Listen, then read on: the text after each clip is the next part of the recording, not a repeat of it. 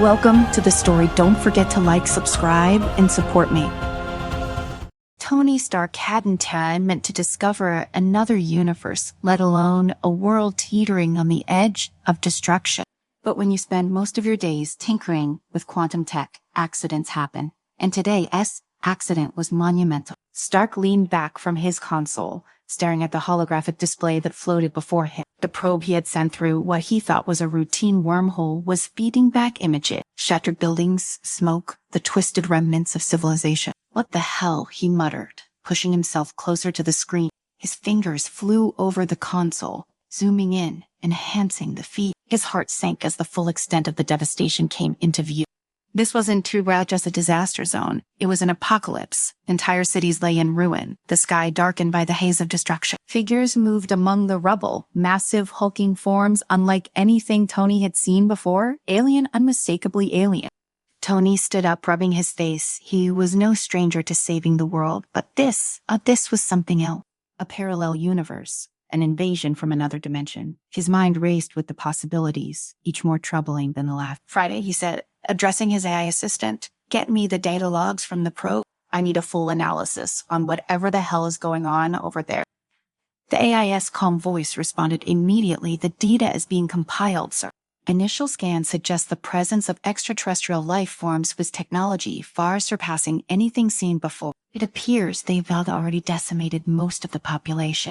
Tony swore under his breath. Figures. Nothing can ever be easy. As he paced the room, his mind worked at warp speed, considering his option. He could shut the wormhole down, close the door to this nightmare, and let that world fend for itself. But that wasn't how Tony Stark operated. He wasn't someone to ignore a crisis, especially one of this magnitude. But he wasn't so stupid either. Charging in alone wasn't an option, no matter how advanced his suit was. He needed help. Someone who could handle this kind of chaos. Just as Tony reached for his phone, an unexpected surge of energy rippled through the room. A gust of wind blew through the lab, followed by a sonic boom. Tony whipped around just in time to see a figure standing at the far end of the room, tall, broad-clad in a dark suit with a familiar red tape billowing behind it. Tony Stark, I presume? The figure said, his voice deep, commanding. Tony blinked. Let me guess, you were not here for an autograph? The figure stepped forward, his piercing blue eyes scanning the room. I sensed an anomaly, something that threatened the balance of the universe. He looked at the hologram still displaying the war-torn world. Looks like I was right. Yeah, you could say that, Tony replied, folding his arms across his chest. And you are Clark Kent, the man said, extending a hand, but you probably know me as Superman. Tony raised an eyebrow, shaking the offered hand. Right? Superman guessed that explains the dramatic entrance. Clark smiled faintly. Sorry about that. I came as soon as I sensed the disturbance. Tony echoed, glancing back at the display, putting it mildly. Take a look. Those guys over there. They were not from around here, and they've pretty much turned that world into a wasteland. Clark studied the images, his expression growing grimmer by the second. This isn't just an invasion. It's an annihilation. These aliens, they've done this before to other worlds. Yeah, well, it's sure about to get worse, Tony said, pulling up a new set of data. According to my probe, they were gearing up for something big, and from the looks of it, our Earth is next on their list. Clark's jaw tightened. Then we stopped them together. Tony tilted his head, considering he didn't usually work well with others. Especially not other heroes with godlike powers. But this was different. He could feel it if they didn't work together. There might not be a world left to save.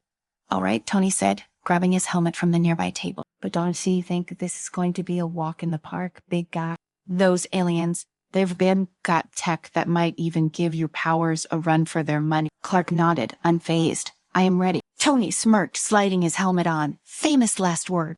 The wormhole shimmered before them, a swirling vortex of energy that pulsed with unstable power. Tony, now fully suited up as Iron Man, glanced at Clark, who floated beside him with effortless grace. It still amazed Tony how casual the guy seemed, even when facing the unknown. You sure you can handle this? Tony asked, his voice slightly distorted through the helmet. Parallel dimensions can get a little weird. Clark gave a small smile. I was spaced weirder. All right then, Tony said, engaging thrusters. Let's just go save the world, right? Or the other world. The two launched themselves into the wormhole, the energy swirling around them as they were sucked into the void. For a moment, Tony felt the pull of space and time stretching around him, the fabric of reality bending as they traveled between dimensions. Then with a jarring lurch, they were spat out into the parallel universe. Tony's suit systems went haywire for a moment, struggling to adjust to the new environment. Friday, give me a status report. Stabilizing, sir. The quantum fields in this universe are slightly different from our own, but the suit is adapting. Tony looked around, taking in the devastation that surrounded them. The air was thick with smoke, and the once vibrant cityscape was reduced to little more than rubble. Massive alien structures loomed in the distance, their sleek, dark designs a stark contrast to the destruction below. Clark landed beside him, his expression grim. This is worse than I thought. Yeah, no kidding, Tony said, scanning the horizon, and if my readings are correct, it's about to get a lot worse. As if on cue, a low rumble echoed through the air, followed by the sound of approaching footsteps. High, heavy mechanical footsteps. Tony's sensors flared, detecting multiple life forms closing in fast. We've got company, he said, turning to face the incoming threat. Through the haze, the alien patrol emerged, towering creatures with sleek metallic armor and glowing eyes that burned with an otherworldly light. They moved with a frightening precision, their advanced weapons humming with lethal energy. Clark stepped forward, his eyes narrowing. I'll take the lead. Before Tony could protest, Clark launched himself at the aliens, his fists colliding with the nearest one in a blur of motion. The alien staggered back, clearly surprised by the force of the attack, but quickly recovered. It raised its weapon, firing a blast of energy directly at Clark. The blast hit him square in the chest, sending him flying backward into a crumbling building. Tony's heart skipped a beat as he watched Superman, the Man of Steel, struggle to his feet, visibly shaken.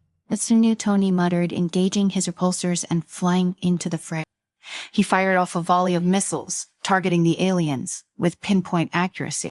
The explosions rocked the battlefield, but the aliens barely flinched, their armor absorbing the brunt of the attack. These guys are tougher than they look, Tony said, landing beside Clark, who was still recovering from the blast. You all right? Clark nodded, though his expression was tense. Their weapons they were designed to counter my power. Tony frowned. Great, so much for the big gun. We'll have to find another way, Clark said, determination in his voice. We can rely on brute strength. Tony's mind raced. The aliens were clearly more advanced than anything he'd encountered before, but they weren't unbeatable. He just had to figure out how to level the playing field. All right, Tony said, scanning the aliens' armor with his HUD. I think I've got something. Their tech is sophisticated, but it's still running on a central power source. If we can disrupt that, we might be able to shut them down. Clark nodded. I'll keep them busy. You find the source. Tony didn't need to be told twice. He took off his suit, sensors locking onto the alien command center in the distance. As he flew, he couldn't shake the feeling that this was just the beginning. That whatever these aliens had planned, it went far beyond this one world. He pushed the thought aside, one crisis at a time. Tony streaked through the air, weaving between the smoldering remnants of skyscrapers and twisted beams of steel. His mind buzzed as he pieced together what little information his sensors could gather about the alien command center. The readings were faint, but they all pointed toward a single massive structure in the distance. That had to be their power hub. If he could take it out, maybe he could knock these guys down a few pegs. Behind him, he heard the distant sounds of battle. Clark was still holding the line, his inhuman strength and speed giving him the upper hand despite the alien weaponry. Tony's scanners pinged as the energy readings grew stronger. He adjusted his trajectory, pushing his thrusters to full capacity as the alien command center loomed into view. The structure was unlike anything Tony had ever seen. A massive, towering fortress that seemed to pulse with a strange, dark energy. It was sleek, almost organic in design, with smooth, obsidian-like walls that absorbed the light around them. Tony could feel the power radiating from within whatever was inside. It was fueling the entire invasion. He touched down a safe distance away, cloaking his suit as he moved closer. His HUD flickered as it struggled to analyze the material of the walls. Friday, any idea how we get in? The AI responded after a brief pause. The walls are composed of a highly advanced alloy. Conventional weapons may not be sufficient to breach them, but they are some weak point in the energy flow near the base.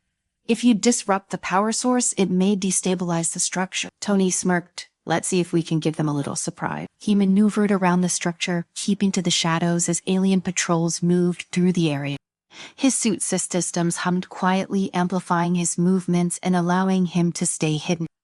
The base of the structure was heavily fortified with alien guards stationed at key points, but Tony's scanners had already pinpointed the weak spot. He positioned himself near the power node, his suit deploying a series of small, high-tech explosives. As he set the charges, he couldn't help but think about how much simpler life had been before parallel dimensions, alien invasions, and working with actual God. He shook off the thought there'd be time to ponder his life choices later, assuming he survived this. The charges were in place. Tony activated the detonator and darted back, taking cover behind a large chunk of debris. The explosion was swift and precise, sending a shockwave through the ground as the node went up in flames. Tony's cell lit up with warnings as the power levels in the area began to fluctuate wildly. That did it, Tony muttered to himself, scanning the area for signs of alien reinforcement. He didn't have to wait long. The moment the power node went down, the alien patrols kicked into high gear. He could see them moving toward the blast site, their sleek forms cutting through the smoke like sharks in the water. Time to go, Tony said, engaging his thrusters and rocketing into the sky. As he ascended, his HUD beeped urgently. The power surge from the explosion had destabilized more than just the alien structure. Whatever tech the aliens had been using to suppress Clark's powers was starting to fail. Tony's readings showed a spike in energy near Clark's location. Clark was back to full strength. He tapped into his comms. Clark, if you were hearing this, I think I just gave you a boost. You should be at full power now. I'm heading back your way. Thanks, Tony. I felt the change. These aliens, they were tough, but with my powers back, we've got a real shot at taking them down. Tony smirked. That's what I like to hear. He banked hard, changing direction and heading back toward the battlefield. As he approached, he could see Clark in the distance, his red cape a blur as he tore through the alien forces with renewed vigor. The aliens, despite their advanced technology, were struggling to keep up with Clark's raw power now that their suppressive tech had been disabled. Tony dove into the fray, targeting the alien soldiers with precision blasts from his repulsor. Together, he and Clark were a devastating force, cutting through the alien ranks with brutal efficiency. The ground shook as Clark delivered a powerful punch to one of the larger aliens, sending it crashing into the rubble. They just keep coming, Tony said, hovering beside Clark as the next wave of aliens approached. We need to take out their leader. That command center I hit, it's not enough. We need to go straight to the sword. Clark nodded, wiping the dust from his face. I saw their leader earlier. He's held holed up in the main fortress, heavily guarded. But if we take him down, we might be able to stop this invasion before it spreads to our Earth. Tony's sensors flickered with a new reading, where he hadn't seen before. Hold up, he said, zooming in on the fortress in the distance. I am getting some seriously weird energy signatures coming from that place. It's not just their leader. They got some kind of device in there. It's drawing power from the surrounding dimensions. I think that's how they were planning to expand the invasion. Clark's eyes narrowed. Then we take it out. Whatever it is, it can be good. Tony adjusted the settings on his suit, readying himself for the final push. The two heroes moved in unison, tearing through the last line of alien defenses as they made their way toward the fortress. The air crackled with energy as the aliens intensified their attacks, but Tony and Clark pressed forward, their determination unshaken. The fortress loomed before them, its obsidian walls pulsing with dark energy. Tony could feel the power radiating from within. This was it, in the heart of the invasion. They burst through the gates, their combined strength obliterating the alien defenses. Inside, the air was thick with the hum of machinery and the strange alien energy that had been powering the invasion. At the center of the room stood the alien leader, an imposing figure with a sleek, armored body that glowed with the same dark energy as the fortress. Welcome, the alien leader said, his voice a low, guttural growl. You are too late, humans. This dimension will fall, and yours will follow. Tony stepped forward, his repulsors aimed squarely at the leader. Yeah, we've heard that one before, but let me tell you, humans, we're tougher than we look. Clark floated beside him, his fist clenched, ready for battle. We won to let you destroy our world. The alien leader snarled, raising his arm as the energy in the room surged. You cannot stop what has already begun. The room shook as the alien leader activated the device at the center of the fortress. The dark energy pulsed, growing stronger by the second. Tony's suit was struggling to keep up with the power reading. It was off the chart. "We need to shut that thing down," Tony said, his voice tense. "If it reaches full power, it'll tear open a rift between dimensions." Clark nodded, his eyes locked on the alien leader. "I'll handle him. You take out the device." Without another word, Clark launched himself at the alien leader, their fists colliding with a shockwave that shook the entire fortress. Tony didn't waste any time.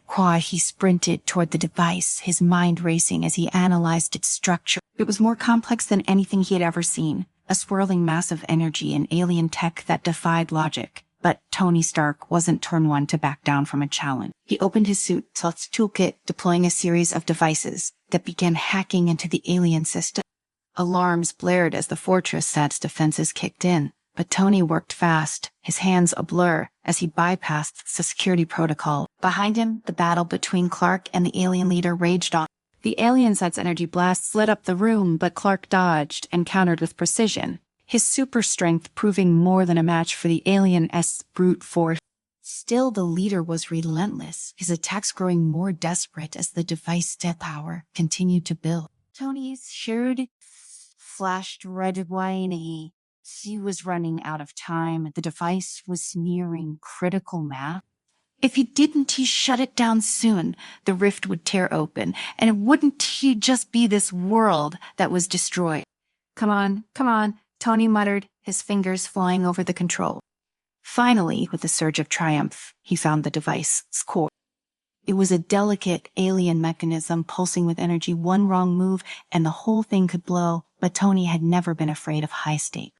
He reached into his suit's storage compartment, pulling out a specially designed energy disruptor. It wasn't meant for alien tech, but it would have to do. With a steady hand, Tony connected the disruptor to the core. The device sparked and whined, its energy fluctuating wildly. The fortress shook as the rift began to close, the dark energy dissipating. Behind him, Tony heard the alien leader's final roar as Clark delivered the finishing blow, sending the alien crashing into the ground with a thunderous impact. The room fell silent. The rift was closed. The invasion was over. Clark floated down beside Tony, breathing heavily but victorious. "You did it," Tony grinned, collapsing onto the floor in exhaustion. "We did it." The two heroes stood in the ruins of the alien fortress, the last remnants of the invasion crumbling around them. For a moment, neither of them spoke, the weight of their victory settling in. Finally, Tony broke the silence. "So, you think this counts as saving the world?" Clark smiled faintly. "I do say it counts as saving too." Tony chuckled, shaking his head. Not bad for a couple of guys from different universes. As they made their way out of the fortress, Tony couldn't shake the feeling that this wasn't, till that time, they do face something like this.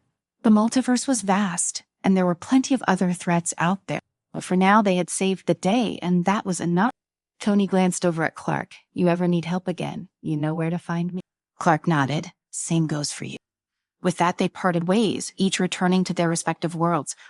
Two heroes from different universes, bound by a shared victory. Welcome to the story. Don't forget to like, subscribe, and support me. The air was electric with excitement as Tony Stark stepped onto the stage. Cameras flashed, journalists whispered, and the world's leaders leaned forward in their seats. Stark, ever the showman, smiled at the crowd before him. The backdrop of towering screens displayed sleek renderings of his latest invention, the Exoguardian suit. Today he wasn't chosen just unveiling another Iron Man suit. No, this was something far more groundbreaking. A suit designed not for a superhero, but for the everyday man and woman. Stark began, his voice resonating through the auditorium. We live in a world of threats, alien invasions, rogue nations, terrorists, piracy. Paused for effect, eyes gleaming. And a few powerful individuals to protect us. But that's not enough. It's now time for humanity to take control of its own future. The crowd erupted into applause. Stark gestured to the giant screens behind him, where a model of the Exoguardian turned slowly, showcasing its sleek, metallic design. It wasn't as bulky as the Iron Man armor, sleeker, more lightweight, but packed with power. In the wrong hands, it could be devastating. Clark Kent, sitting toward the back of the room in his civilian disguise as a mild-mannered reporter, felt an uneasy knot tighten in his stomach. To his left, Lois Lane was busy taking notes, her fingers flying across her tablet's screen. Clark leaned toward her. "What do you think?" Lois didn't tell, look up, her brow furrowed in concentration. "Tai, I think this is going to sell like crazy. Governments are going to eat it up." But Tai, she paused, finally glancing at him. "How, what's that? That look on your face, Smallville." Clark aside, glancing at Stark on stage. "I just don't know if giving ordinary people this kind of power is the right idea." Loyu smirked, arching a brow, spoken like a man who can bench press a continent. "You know people want to feel safe too, Clark." "Sure," Clark replied, his voice low and serious. "Yeah, but what happens when that kind of power gets into the wrong hands?" As Stark continued his presentation, Clark's unease grew. He had seen too many times how power could corrupt, how even the best intentions could lead to disaster. And now Stark was offering this technology, dangerous technology, to the world. He couldn't shake the feeling that this was a mistake. After the presentation ended, Stark mingled with the crowd, shaking hands and posing for photos. Clark decided it was time to ask the man directly. Excusing himself from Lois, he wove through the sea of attendees, making his way to the front. "Mr. Stark," Clark called as he approached, his voice calm but firm. "Ray Clark Kent, Daily Planet." Stark turned, a broad grin spreading across his face as he extended his hand. "Dia Kent," the man with the glasses. "What can I do for you?" Clark shook his hand but wasted no time getting to the point. "Sure, you really think it's such a good idea to mass-produce something this powerful? What happens when these suits end up in the wrong hand?" Stark's grin did he falter, but there was a slight shift in his posture. "Hey, look, Kent, I get it. You're concerned, but the world's such a dangerous place. People need to be able to defend themselves. It's not just about governments or armies. This tech gives ordinary people the chance to stand up against the bad guys." Clark shook his head slightly. "That's the problem. Not everyone is going to use this technology responsibly. That's why we have checks and balances," Stark said smoothly. "Clearly, we're not handing these suits out like candy at Halloween. Only trusted parties will have access." Clark's eyes narrowed. "You're not considering the full picture. Tony power like this. Once it's signed out there, you can true control it." Stark's grin finally faded, replaced by a more serious expression. "Dear Kent, "I respect you, but don't you lecture me on responsibility. I've been in the business of saving the world for years, and if I am honest, people like you superheroes. You set the bar too high. Regular folks deserve a chance to fight back too."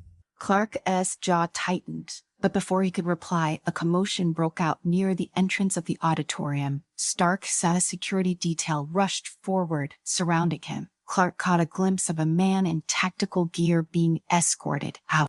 "Just a minor disturbance," Stark said, glancing over prey. "Probably someone trying to get a closer look at the tech." But Clark wasn't so sure. Something about the man's demeanor, the way he carried himself, set off alarms in his mind. And if there was one thing Clark had learned, it was to trust his instinct. As Stark turned back to continue his conversation with another group of reporters, Clark made a quick excuse and headed outside, his senses alert. The man from earlier was gone, but there was something in the air, an ominous feeling that only seemed to grow stronger. Back at the Daily Planet, Clark's mind raced. He knew he couldn't just sit back and watch this unfold. Stark's technology in the wrong hands could spell disaster, and he had a bad feeling that was exactly what was going to happen. A few days later, the headlines across the world read Stark Industries prototype stolen. Clark stared at the front page of the Daily Planet, his worst fears realized. He immediately contacted Stark, arranging a meeting at the billionaire's headquarters. The sleek glass and steel of Stark Tower loomed over the city as Clark arrived. Inside, Stark was a flurry of motion, barking orders to his security team. "Why, how the hell did this happen?" Stark muttered under his breath as he typed furiously at his console. "Tony," Clark said. Stepping into the room, Stark barely acknowledged him, still focused on the dozens of holographic screens floating in front of him. "Not now. Can't, kind of busy dealing with the end of the world. Which is why I am here. You've just got to let me help." Stark finally looked up, his face lined with frustration. "Help? How exactly are you planning on helping?" "I've already got S.H.I.E.L.D. on this. The best tech in the world, tracking it down." "You said it yourself," Clark interrupted. "This could be the end of the world if those terrorists get the suit." Sec, and use it to build an army. Army, Stark scoffed, but his eyes betrayed concern. Can't look it so as bad, I'll admit, but we've got protocols in place. Clark crossed his arms, his voice firm. Yeah, they'll break those protocols, and if they manage to reverse engineer your tech, who knows what kind of destruction they could cause. Stark paused for a moment, his hands dropping to his sides. He stared at the holographic images of the Exo-Guardian suit, his mind racing. He hated admitting it, but Clark was right. Fine, Stark said finally. You want in, you read in, but this is my operation. We do things my way. Clark nodded. Whatever it takes to stop this. Together, they dove into the mission, tracking down the trail of the stolen tech. The thieves, a splinter group of an international terrorist organization known as the Crimson Dawn, had managed to infiltrate Stark Industries and make off with one of the prototypes. Led by Barkha Zal, a former military strategist turned warlord, the Crimson Dawn was infamous for its ruthlessness and ambition. Their end game was world domination, and with the Exo-Guardian suit in their hands, they were closer than ever to achieving that goal. Days passed and Stark and tech teams worked tirelessly, using every resource at their disposal to track down the stolen suit. Stark and Clark worked side by side, though. Their differing philosophies continued to clash. Stark believed that technological advancement was humanity's best hope for survival, while Clark remained wary, fearing that too much power in the wrong hands would lead to catastrophe. Late one night, as Stark and Clark pored over intel in the war room, a breakthrough came. Stark's team had traced the signal of the stolen prototype to a remote desert base in the Middle East, an old military installation that had been repurposed as the Crimson Dawn headquarters. This is it, Stark said, eyes gleaming with determination. Right away, found the. Clark nodded, already preparing himself mentally for what was to come. Kira, we need to move quickly before they have time to replicate the tech. Stark grinned. Oh, done. Gee, worry, I got a little surprise for them. Clark raised an eyebrow. You'll see, Melanie. Stark's grin widened as he began packing his gear. Let's all go. Show these guys what happens when they mess with the best. They arrived at the desert base under cover of night. Stark, suited up in his Iron Man armor, hovered above the sand, scanning the perimeter. Clark, still in his civilian attire, stood beside him, his superhuman senses on high alert. This place is heavily fortified, Stark muttered, his HUD displaying dozens of armed guards, security drones, and automated defenses. They've gone all out. Clark's eyes narrowed as he focused on the compound. There's a way in southwest corner there, says the gap in their patrol route. Stark nodded. All right, we'll go in quiet, take them out, and disable the tech. Ready. Clark gave him a curt nod. I do this.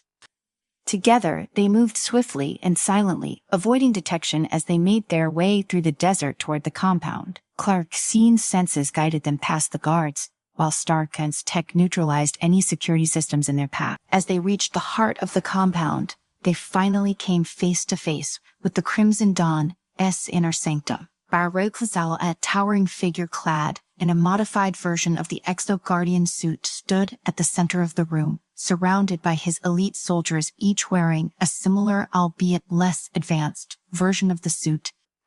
Stark, Baroque Zal said, his voice deep and menacing. Sparrow than expecting you. Stark, as eyes narrowed. Nice suit. Too bad you're not gonna get to keep it. Zal chuckled darkly. You really think you can stop me? You gave the world this technology, Stark. Now I am going to use it to take control. Clark stepped forward, his voice calm but firm.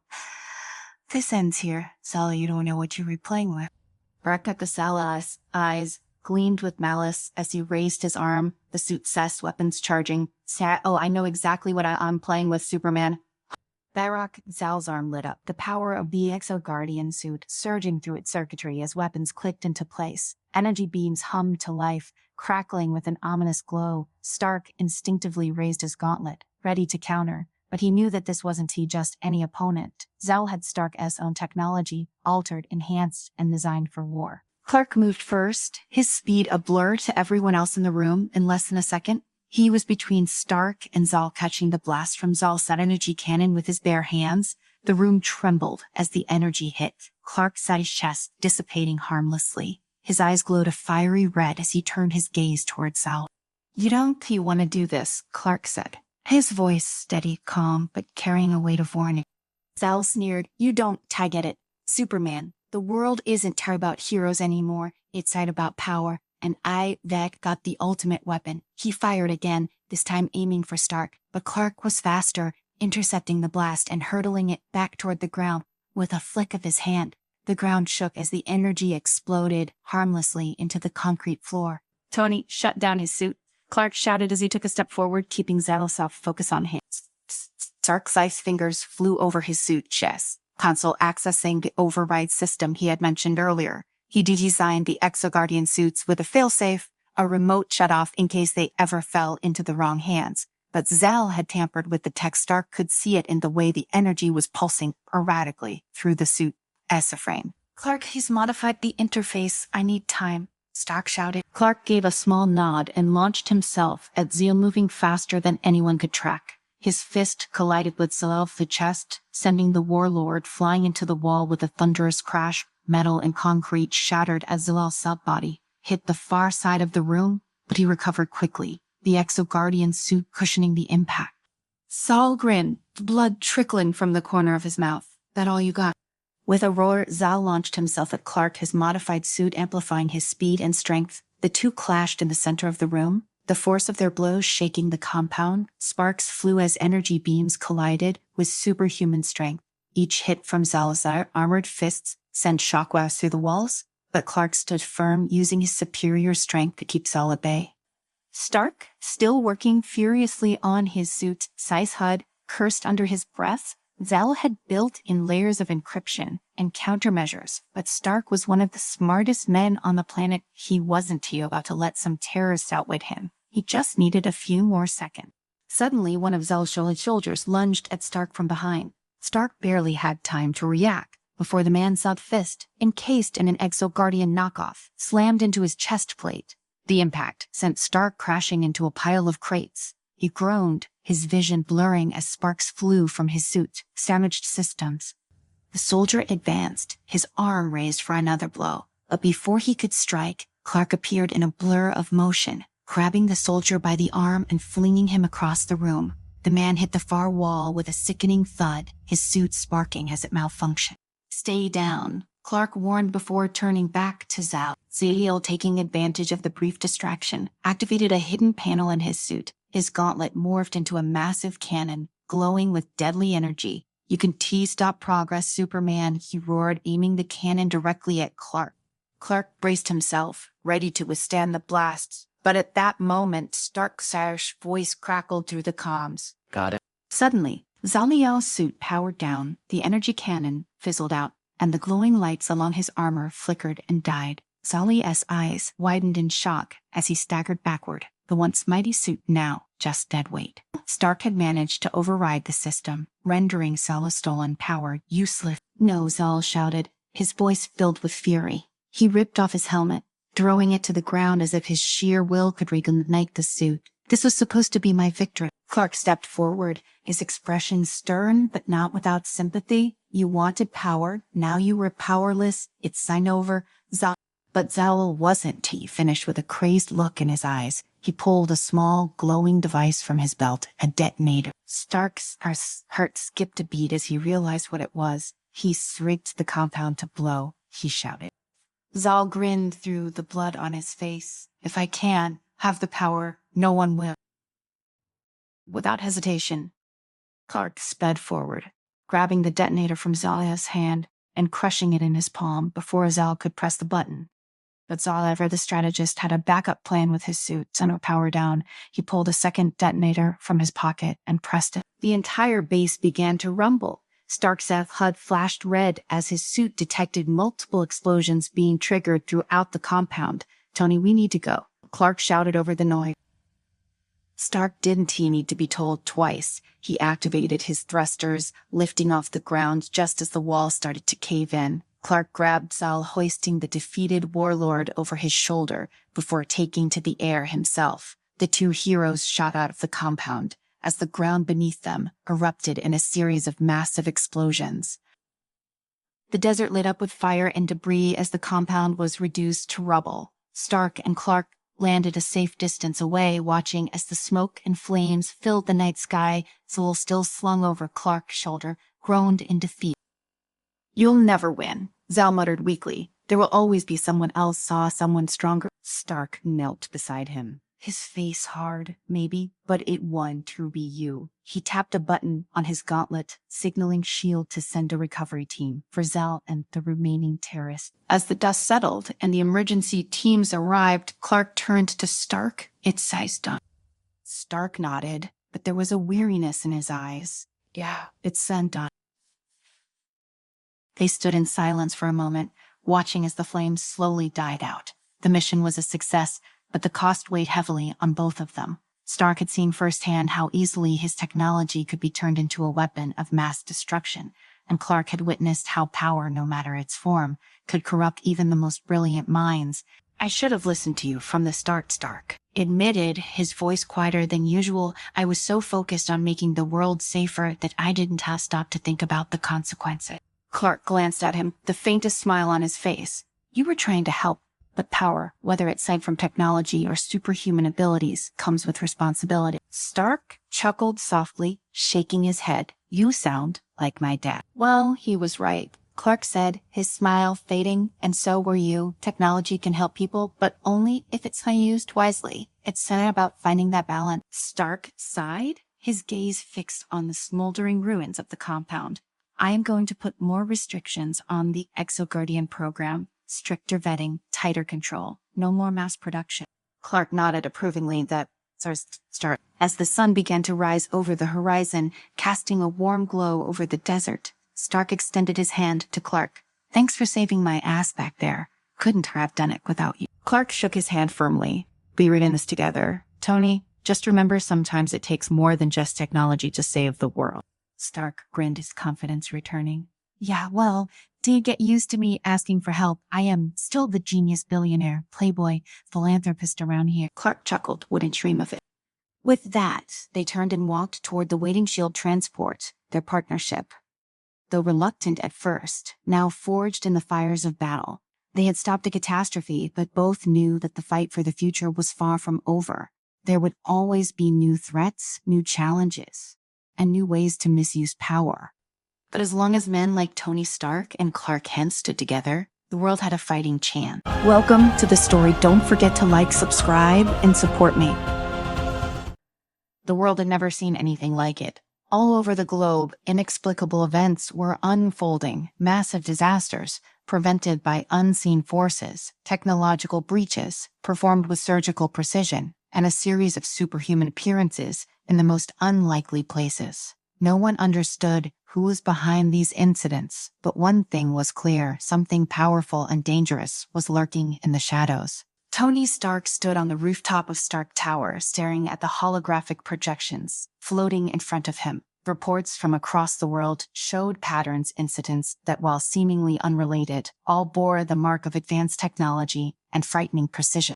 Tony's brow furrowed as he watched footage of an armored figure, remarkably similar to his Iron Man suit, stopping a terrorist attack in Istanbul. But this wasn't him. Whoever it was, they had access to his designs, and that was a problem. Down in Metropolis, Clark Kent Superman had his own concerns. A few days prior, he had intervened in what appeared to be a normal train derailment, at least. That sounds how what he thought until he saw the aftermath, a man with the exact same powers as him saving civilians, as if he were the real Superman. But Clark knew better. He wasn't looking at a mirror, he was looking at a clone. The Daily Planet newsroom buzzed with the usual hum of activity as Clark sat at his desk, scanning the reports Lois had sent him from her recent investigations. Global incidents involving superheroes had always been part of his world, but there was something distinctly unsettling about these new players. They weren't just heroes, they were carbon copies, seemingly designed to replicate the powers and actions of Earth's greatest defenders. Tony and Clark both knew they were on the trail of something big, but it wasn't tied until their paths crossed that they realized just how deep the conspiracy went. Stark's voice was steady over the encrypted line. "Right, we need to talk. This isn't just isolated incidents anymore. It's global, and I think we were both being targeted." Tony smirked at the other end of the call. Figured as much. Meet me at the coordinates I am sending. We've got some catching up to do. When the two finally met, it was in a secure bunker Tony had hastily put together. Armed with the latest tech, Tony had managed to tap into global surveillance feeds, and with Superman as unparalleled speed and strength, they both began piecing together the puzzle.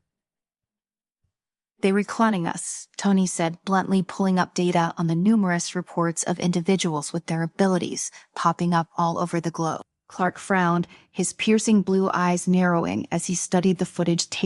This is just about replacing us, is it? Tony nodded grimly. Exactly. They were creating an army. Imagine a world where every superhero has a clone one that's controlled by whoever is behind this, that you're playing a long game. The question is, why? Clark stood silent for a moment, the weight of the situation sinking in. Sci-Fi need to find out who stand behind this, and fast. The investigation led them deeper into the bowels of the world, to most clandestine organizations, following leads from underground tech labs to secret military facilities. Every turn revealed more of the same advanced cloning technologies, cybernetic enhancements, and disturbingly lifelike replicas of not just heroes, but influential political figures as well. In a remote lab hidden beneath a desolate mountain range, Tony and Clark made their first real breakthrough. A massive server farm housed the operational core of the cloning project, but more troubling than the equipment were the experiments they found in progress. Rows of pods lined the sterile, dimly lit facility. Inside each pod floated a figure, suspended in a thick, translucent fluid, exact clones of Earth's mightiest heroes. Tony's heart sank as he saw an entire section of the lab dedicated to creating Iron Man replicas. These weren't just copies. They were improved, each one tailored for specific battle conditions, with upgrades even Tony hadn't thought of. They were building an army, Tony whispered, his voice barely audible over the hum of the machine. Clark's teeth clenched at his sides. This goes beyond simple cloning. They were planning to replace us. But why? Before they could dig deeper into the files, alarms blared in the facility. Security forces closed in, armed with advanced tech and accompanied by their own superhero clones. The enemies launched a coordinated attack. Tony and Clark fought side by side, their powers and intellect combining to hold off wave after wave of attacks. But then came the worst moment of all. Tony's clone emerged, encased in a suit of armor, more powerful than anything he had ever built. And from the shadows, Superman, the clone, stepped forward, his eyes glowing with the same heat vision Clark had mastered over the years. The ensuing battle was a blur of chaos. Tony struggled to keep up with the sheer speed and brutality of his clone, each move perfectly mirroring his own, but enhanced with faster reflexes and more deadly precision. Clark faced his own personal nightmare, fighting a version of himself without mercy, a mirror image that knew all his strengths and weaknesses. In the heat of the battle, Tony's suit took a direct hit, and his systems began to falter as he fell back, barely able to keep his clone at bay. He shouted to Clark, "Sari, we can't beat them like this. They know everything about us." Clark, locked in a fierce hand-to-hand battle with his doppelganger, replied through gritted teeth, "Then, we changed the game." Summoning his remaining strength, Clark grabbed his clone by the throat, launching him into the air with a force that shook the entire facility as the clone hurtled toward the ceiling. Clark unleashed his heat vision, aiming not at his double but at the central control systems of the lab. The blast short-circuited the cloning facility's core systems, sending sparks flying as machinery sputtered and exploded around them. Tony, taking advantage of the chaos, unleashed an amp pulse from his suit, temporarily disabling his clone's advanced tech. With a final calculated move, he overpowered the clone, sending it crashing into the wreckage. Panting, bruised, but victorious, the two heroes stood in the ruins of the lab. For a moment, silence filled the air, broken only by the crackle of damaged equipment. "That was too close," Tony muttered. Pulling off his helmet and wiping sweat from his brow, Clark nodded, his usual stoic demeanor shaken. "They knew everything about us, every move. This isn't just some small operation. Whoever sat behind this is planning something big, and they were not done. Tony activated his suit scanners, surveying the wreckage for any clues that might lead them to the mastermind behind the Dark Alliance. Curiously, we only scratched the surface. If they've got this kind of tech here, who knows how many other facilities they were running? Clark's jaw tightened. We need to find out who's running this, and we need to stop them before they replace us all. As they prepared to leave, Tony SAI Jarvis chimed in. Sir Abbess detected a secured server still intact. It contains encrypted data that might lead us to the central command of the Dark Alliance. Tony grinned. Looks like we got our next move. Clark placed a hand on Tony's side shoulder, his expression serious. We were in this together, Stark. However, it's behind us. They were not just coming for us, they were coming for the entire world. As they set off, the weight of the challenge ahead settled over them both. The Dark Alliance was unlike anything they had ever faced, but they were ready. As Tony and Clark left the wreckage of the cloning facility behind, the data Jarvis had decrypted painted a clearer picture of the Dark Alliance operations. They had been manufacturing clones for years, embedding them strategically into governments, military organizations, and even media outlets. The scale of the conspiracy was staggering. It wasn't just about replacing superheroes. It was about controlling every major power structure in the world. The encrypted server they had recovered held one vital piece of information: the location of the Dark Alliance central base, a sprawling underground complex hidden beneath an uninhabited island in the Pacific. It was the nerve center of the entire operation. If they could take it down, they could cripple the Alliance and put an end to the cloning program.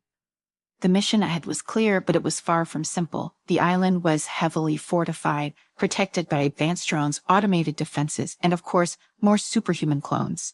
Tony and Clark knew they were walking into a trap, but they had no choice. They had to stop the Dark Alliance before it was too late. Flying low over the dark ocean, Tony piloted the stealth Quinjet toward the island, with Clark keeping pace alongside. The waves crashed below them, reflecting the cold, distant moonlight inside the jet. Tony monitored the island's defenses on his HUD, his mind already working through possible strategies. The closer they got, the more obvious it became that brute force wouldn't he win this fight. This is it. Glancing at Clark, we go in fast and quiet. We can afford to trigger their full defense system until we reach inside. Clark gave a grim nod. We need to cut off their command structure. If we can take down their central control, we can stop the clones before they even get a chance to fight. As the Quinjet neared the island, Tony activated its cloaking systems and brought the jet down on a secluded stretch of beach. The island was quiet, eerily so, but Tony's scanners picked up multiple heat signatures moving just beneath the surface. Drones, automated defense units, and likely a squadron of superhuman clones were waiting for them. "Let's move," Tony said, his voice low. The two heroes moved swiftly through the dense jungle, avoiding detection as they approached the entrance to the underground base. Tonio's suit was running silent, every movement calculated to avoid alerting the island. As security, Clark stayed in the shadows, his heightened senses on full alert. They reached a hidden access point, an air vent large enough for Tony to enter, while Clark slipped through the narrow corridors ahead. The base was a labyrinth of metallic halls, each lined with reinforced steel and glowing with the cold light of advanced technology. Inside, the air was thick with the hum of machinery and the distant footsteps of patrolling clones. Tony's scanners picked up movement ahead. Hostiles. Armored, looks like they were expecting visitors. Clark's eyes flickered red for a moment as he used his X-ray vision to scan the hallway. We can't afford to get caught here. Let's take them out quietly. In a synchronized move, Clark darted forward with superhuman speed, incapacitating the first clone before the others could react. Tony followed, using his repulsors to disable the two remaining enemies without making a sound. They fell to the ground, unconscious. "Nice work," Tony said with a smirk. Clark gave a faint smile in return, and let's keep moving. Deeper inside the base, they found what they were looking for: the central command room, its walls lined with towering servers and massive screens, displaying global maps, surveillance feeds, and rows of data about the clones currently deployed. At the center of the room was the figure they had been hunting, the mastermind behind the Dark Alliance. It was Dr. Conrad Grayson, a name that sent a chill down Tony's spine years ago. Grayson had been a brilliant scientist, one of the pioneers of genetic engineering and cybernetic enhancements. Tony had worked with him, briefly, but Grayson's obsession with perfecting the human race had driven him to extremes. When the scientific community shunned him, Grayson disappeared only to resurface as the leader of the Dark Alliance. Stark Kendag. Grayson's voice was smooth, almost pleased, as he turned to face them. I've been expecting you. Tony's eyes narrowed. Grayson, I should have known you were behind this. Grayson smiled. Did you think I would let the world remain in chaos, governed by flawed, unpredictable humans? My clones are the future, perfect, obedient, free from the weaknesses that plague your kind. You're insane. Clark said, his voice hard. You can cheat us, replace people, erase who they are. Grayson's eyes flashed with anger. I'm not erasing them. I am improving them. My clones are superior in every way, and soon they will control every corner of this world. There will be no more wars, no more corruption, only order, a new age of peace under my rule. Tony took a step forward, his repulsors charging. How are we shutting this down, Grayson? You're not taking over anything. Grayson's smile widened. You think you've won? You haven't even seen the full scope of what I've created. With a flick of his hand, Grayson activated a series of switches on the console beside him. Alarms blared, and suddenly the room was filled with the sound of heavy footsteps. From hidden doors along the walls, a squadron of clones emerged, perfect replicas of Tony Clark and other heroes they hadn't even known had been cloned. The fight was brutal. Tony and Clark found themselves outnumbered, battling against clones that were faster, stronger, and armed with technology they hadn't anticipated. Tony's clone mirrored his every move, countering his attacks with deadly precision. Clark's clone matched him punch for punch, their blows shaking the very walls of the facility. But Tony and Clark weren't just fighting with brute force. They had something the clones didn't: experience, creativity, and the ability to think outside the box. Tony adjusted his suit on the fly, recalibrating his repulsors to emit a frequency that disrupted the clone's communication systems. Clark, using his super speed and strength, lured his clone into a trap, using the environment to his advantage. As the battle raged, Tony saw his chance. Amid the chaos, he targeted the central control panel that Grayson was operating. With a well-aimed blast from his suit, he destroyed the control system, causing a cascade of failures throughout the facility. The clones began to falter, their movements erratic as the systems controlling them collapsed. Grayson's face twisted in rage as his plan unraveled before him. I know you can, do this. But it was too late. The facility was falling apart and the clones were deactivating one by one. Clark, with a final burst of speed, incapacitated his own clone, sending it crashing into the far wall with a resounding thud. Tony strode toward Grayson, his helmet retracting as he faced the man who had nearly destroyed the world. Hyatt sighed over. Grayson glared at them both, his eyes filled with hatred.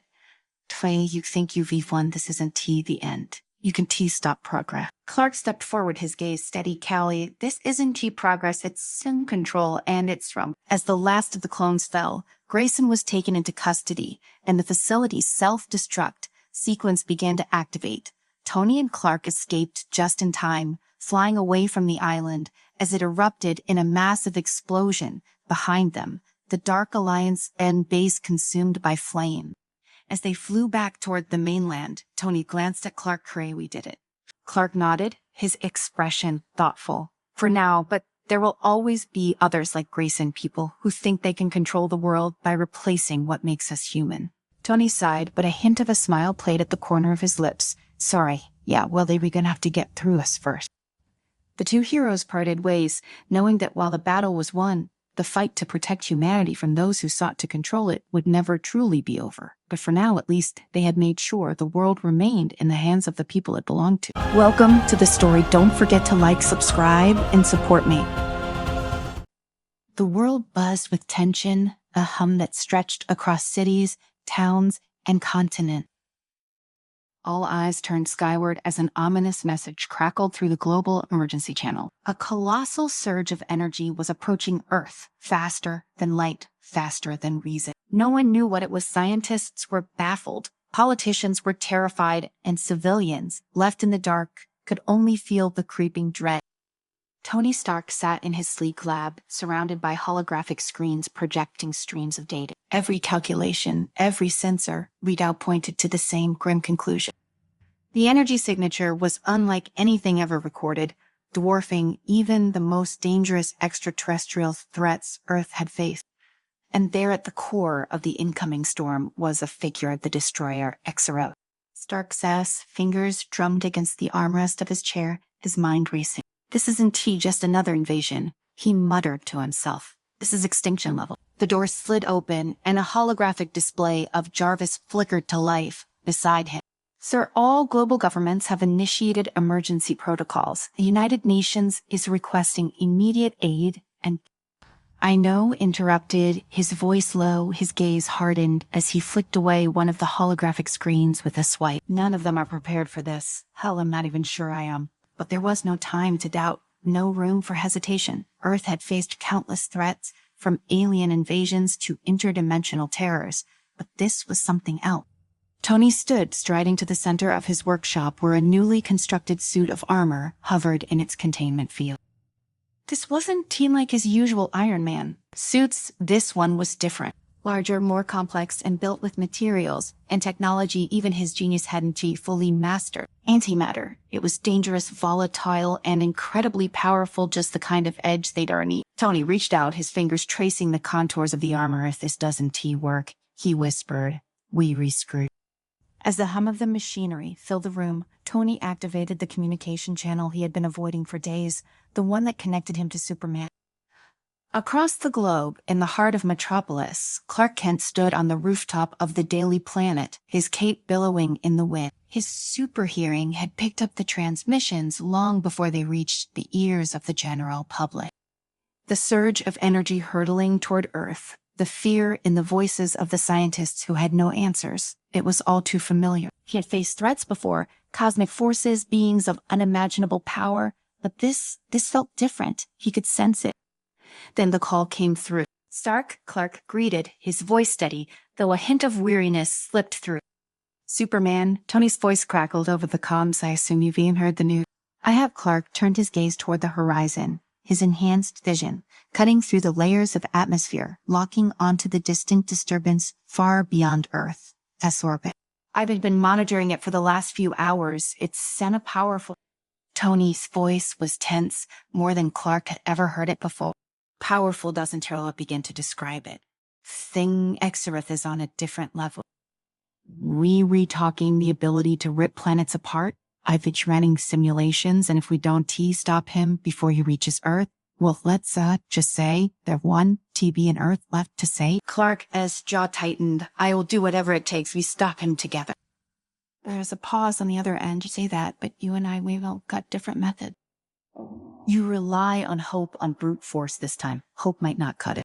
Clark's eyes bow furrowed. And what is your solution? Blow him up. Risk everything in some high-stakes gamble. Tony's sigh was heavy with frustration. I've been working on something in antimatter suit. It's risky, but it might just be our best shot. We hit Exquisite hard and fast before he has a chance to unleash whatever destruction he's planning. And what happens if your suit fails? What happens if it destabilizes? Clark asked, his voice growing sharper. You were putting too much faith in tech, Tony. This is about more than just strategy. That's where you come in, Tony replied. We combine our efforts, your power, my tech together. We might stand a chance. Clark hesitated. He didn't like the sound of it, the risk, the potential fallout. But time was running out, and he knew that Tony was right. They couldn't afford to fight separately, not this time. I already said it last, I am. Good. Meet me at the rendezvous point. We'll all make our stand there. The world waited in breathless anticipation as news of the approaching threat spread like wildfire. Social media lit up with theories, rumors, and pleas for help. Across every nation, evacuation efforts began in earnest, though everyone knew deep down that running wouldn't save them. Clark flew across the sky, his red cape a streak of color against the fading light. He touched down near the devastated ruins of an old battleground, a place that had seen its share of conflicts, now just a wasteland, chosen for its isolation. Tony was already there, his suit gleaming in the twilight. Nice to see you in person, Tony quipped, though his usual sarcasm lacked its usual bite. Clark landed lightly beside him. I hope you know what you were doing. Tony gave a slight nod. I've run the numbers, and it should work. But let's just say if this doesn't go according to plan, we're going to have one hell of a problem on our hand. Clark scanned the horizon. How much time do we have? Not much. Tony turned, his face serious. Exaroth is almost here. And as if on cue, the sky darkened. The air crackled with energy, and a massive shockwave rippled through the atmosphere, sending debris flying. Exaroth had arrived. Exaroth was unlike anything they'd ever faced, towering humanoid in form, but composed of swirling dark energy. His presence radiated malice. The very ground seemed to tremble beneath him as he stepped forward, eyes glowing with cosmic power. You think you can stand against me, Exaroth? Voice boomed, echoing through the broken landscape. I have destroyed worlds. I have bent the very fabric of the universe to my will, and you two insignificant mortals dare to challenge me. Tonia's HUD lit up with warnings as Exaroth's energy levels surged. You ready for this? Tony asked, his voice tight with focus. Clark's eyes narrowed, his muscles tensing. Let's talk about it. Exaroth wasted no time. With a swipe of his hand, a wave of dark energy shot toward them. Clark moved first, darting into the sky and countering with a burst of heat vision. The beams collided with Exaroth's energy, creating a blinding explosion. Tony followed up, launching himself into the air, his antimatter suit powering up. He fired a series of missiles, each one designed to destabilize the energy field around Exaroth. The explosions rocked the landscape, but Exaroth remained unmoved. You are nothing. Exaroth roared, his voice a force of nature. He raised his hands, and the very sky seemed to split apart, revealing the infinite darkness of space beyond. Clark grit his teeth, his mind racing. This wasn't just a battle of strengths. Exaroth was tapping into powers far beyond the physical. He had to think to strategize, but there was no time. The cosmic energy surrounding Exaroth was overwhelming. Tony's voice crackled in Clark's earpiece. We were not hitting him hard enough. We need to overload him, make him unstable. Clark's eyes narrowed.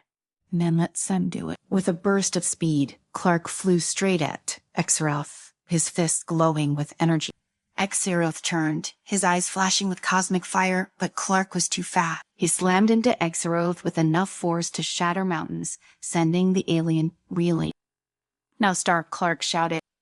Tony swooped in, his antimatter suit glowing brighter than ever. He targeted Exaroth's core, unleashing a focused burst of energy. The impact sent shockwaves through the air, and for a moment it seemed as though they had succeeded. But then with a chilling laugh, Exaroth rose again, seemingly unharmed. You cannot defeat me. I am eternal. Clark landed beside Tony, breathing heavily. We need a new plan. Tony, Sir's face was grim. Yeah, no kidding. The battle had just begun. Exaroth's laughter echoed across the ruins, a low rumble that sent tremors through the ground beneath their feet. Clark clenched his fists, his mind racing as he scanned the towering figure before them. Exaroth's power was beyond anything he'd ever encountered, and they were running out of time. Earth couldn't withstand much more of this. The sky above was already cracking with cosmic energy, a sign that the very atmosphere was beginning to buckle under the alien's influence. Tony's antimatter suit whirred beside him, its systems buzzing with energy as Tony adjusted the controls inside his helmet. We've got one shot at this, Tony said, his voice crackling through the comms. If we can destabilize him, he'll rip Earth apart. Clark's eyes flashed to the sky where the energy field Exaroth had summoned continued to widen, threatening to consume the planet. I am not giving up yet. Tony's mouth twisted into a grim smile. Good, because I've got plans. Clark nodded, his focus narrowing to the battle at hand. They'd been fighting independently, trying to outmuscle Exaroth, but that clearly wasn't working. Exaroth's power wasn't just brute strength, it was something else, something they didn't fully understand yet. But if anyone could figure out a way to beat him, it was Tony Stark. The air around them began to crackle as Exaroth raised his arms, summoning more cosmic energy. Dark tendrils of power twisted through the sky, lashing down toward the two heroes with unrelenting fury. Clark shot into the air, his speed unmatched, but even he could feel the pressure building around him. Exaroth's power was everywhere, pressing down on him like a weight he couldn't shake. Tony's voice cut through the noise. He's pulling energy from the cosmic void. We need to cut him off from his sword. Clark dodged another blast of energy, his mind racing. Tony, suit, how does it power it up to its full capacity? I am going to tap into the antimatter in my suit and generate a containment field around him. It should disrupt his connection to the void long enough for you to hit him with everything you vex. Clark's eyes narrowed. That could destroy you. Tony didn't. She hesitate. That's the risk, but it's our best shot. For a moment, Clark hesitated. He knew Tony was right, but the thought of losing him, of watching another friend sacrifice themselves, weighed heavily on him. But there was no other choice. Exareth was too powerful, and the fate of the planet hung in the balance. Do it. Clark set his voice firm. Tony shot upward, his suit blazing with light as he positioned himself between Exareth and the widening cosmic rift in the sky. The antimatter suit began to glow, its energy field expanding as Tony initiated the containment protocol. Exareth's eyes flared as he sensed the shift in the energy around him, and he turned his full attention to Tony. You think you can stop me? Stark Exareth's voice boomed, his hands crackling with dark energy. I am beyond your technology. Tony gritted his teeth, pushing his suit to its limits. Yeah, well, I've heard that before.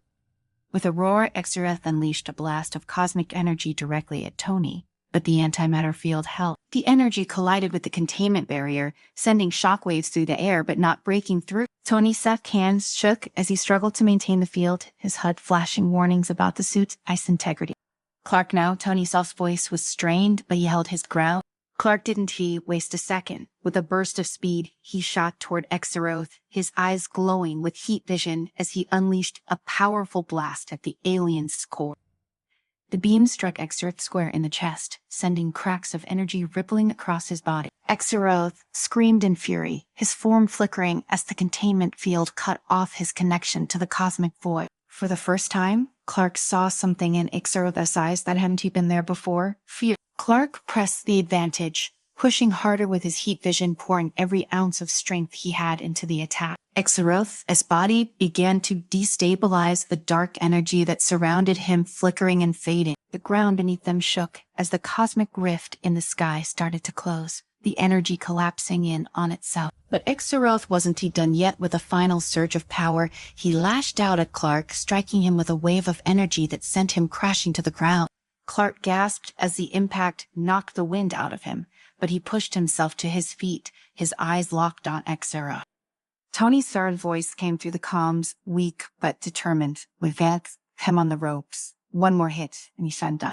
Clark nodded, his muscles tensing as he prepared for the final strike. He could feel the strain in his body, the exhaustion from the battle weighing on him, but he couldn't stop. Now, not when they were so close. With a roar, Clark launched himself into the air, his fists glowing with energy as he flew toward Exareth.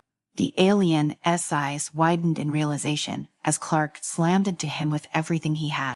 The impact sent shockwaves through the air and Exareth's body shattered, the dark energy that had once surrounded him, dissolving into nothingness. For a moment, everything was silent. The sky, once filled with crackling energy, was calm again. The ground beneath them stopped trembling. Exareth was gone. Clark landed beside Tony, who had collapsed to one knee, his suit sparking with damage. Clark knelt beside him, resting a hand on his shoulder. You did it. Tony let out a shaky breath, his face pale but alive with relief. We did it. They both sat in silence for a moment, the weight of the battle settling over them. The destruction around them was immense, but Earth was still standing. They had won. But it wasn't just the victory that lingered in Clark's mind. It was the way they had fought together, despite their differences. They had always been at odds, Tony's reliance on technology, his willingness to take risks, clashing with Clark's unwavering moral compass.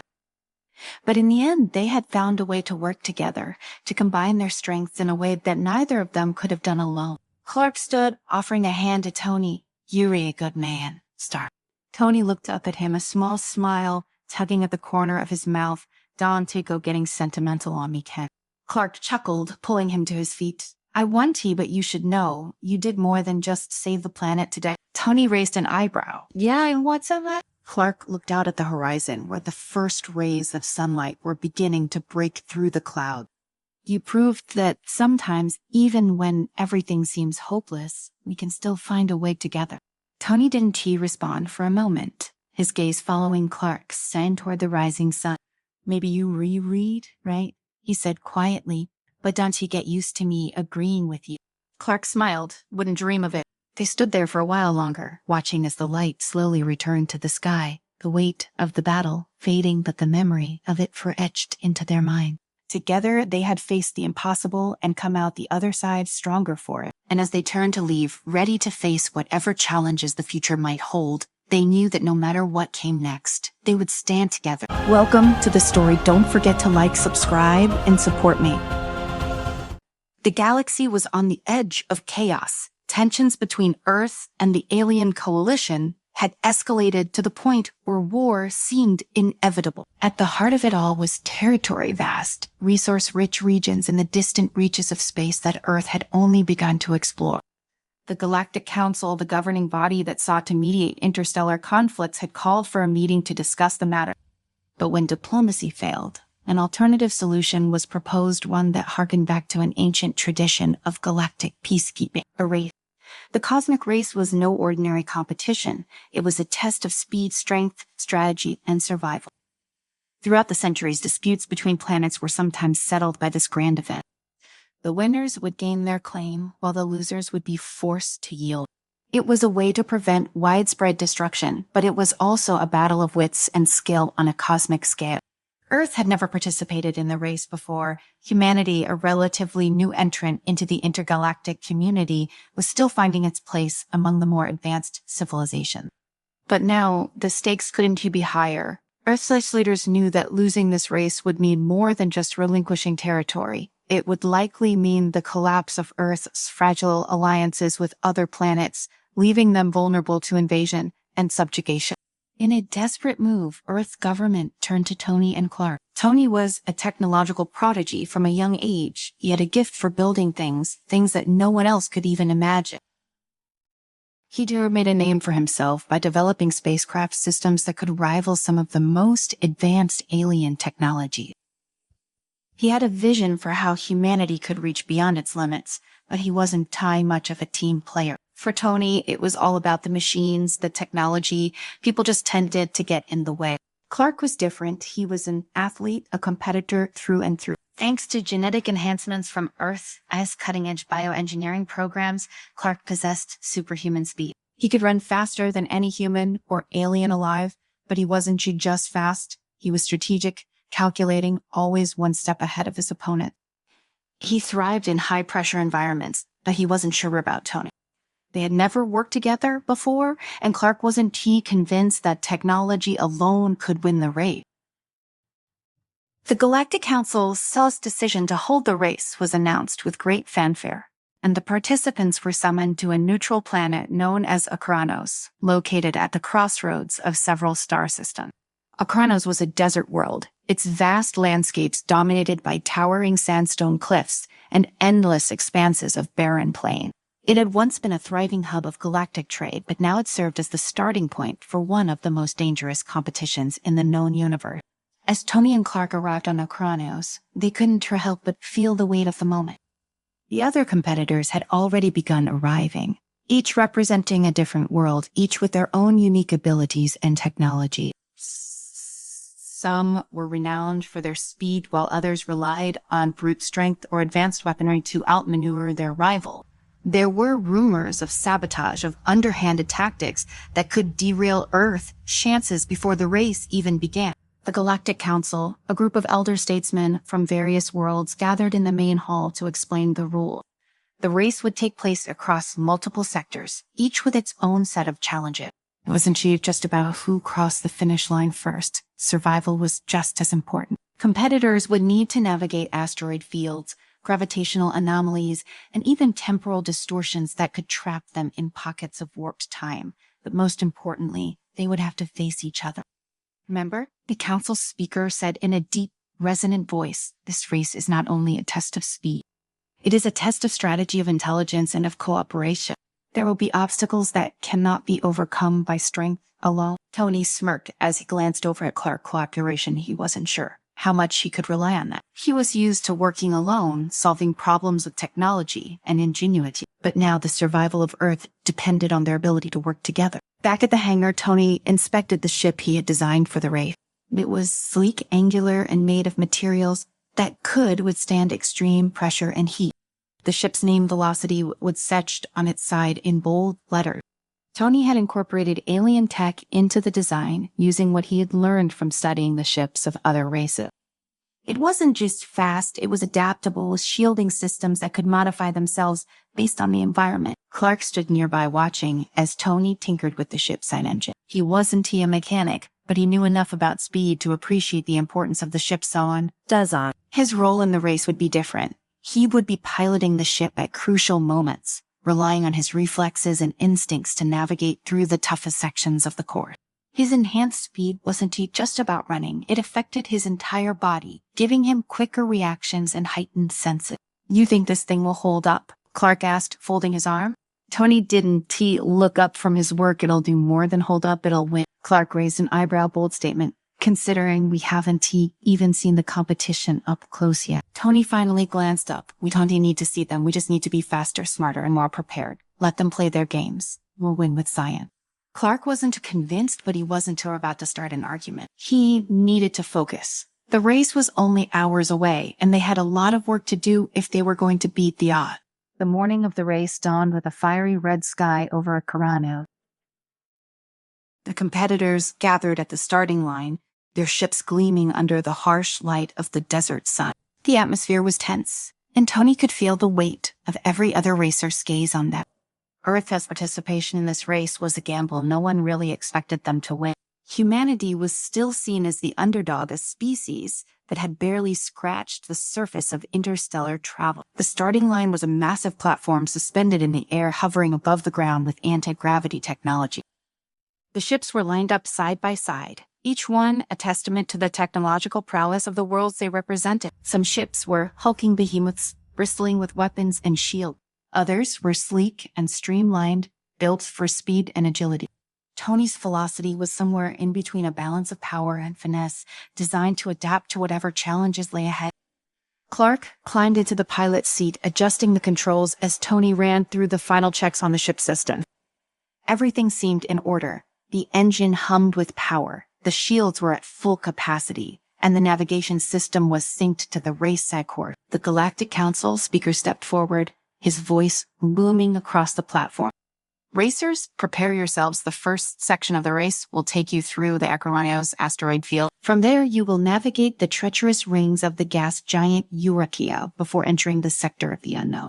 Beware of the gravity wells and temporal distortions that await you. The first racer to cross the finish line on the planet Exirion will be declared the victor." As the speaker finished, a low rumble filled the air. The starting platform began to shake as the anti-gravity generators powered up. In the distance, Tony could see the asteroid field looming like a dark cloud on the horizon. It was the first major challenge, and it would test their ship's maneuverability and Clark's reflexes to the limit. "Ready?" Tony asked, sliding into the co-pilot seat. Clark nodded, his eyes fixed on the course ahead. "Let's do that." The countdown began, and the tension in the air was palpable. Tony's fingers hovered over the controls, ready to activate the ship's thrusters the moment the signal was given. Clark tightened his grip on the yoke, his heart pounding in his chest. 3, 2, 1. The starting signal blared, and the ships launched into the sky with a thunderous roar. Velocity shot forward, its engines roaring as it accelerated toward the asteroid field. Clark's hands moved in a blur as he adjusted the ship's trajectory, weaving through the initial wave of debris with ease.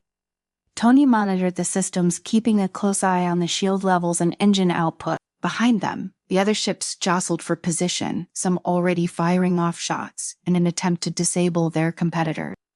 Tony activated the adaptive shields, watching as they shifted in response to the incoming fire.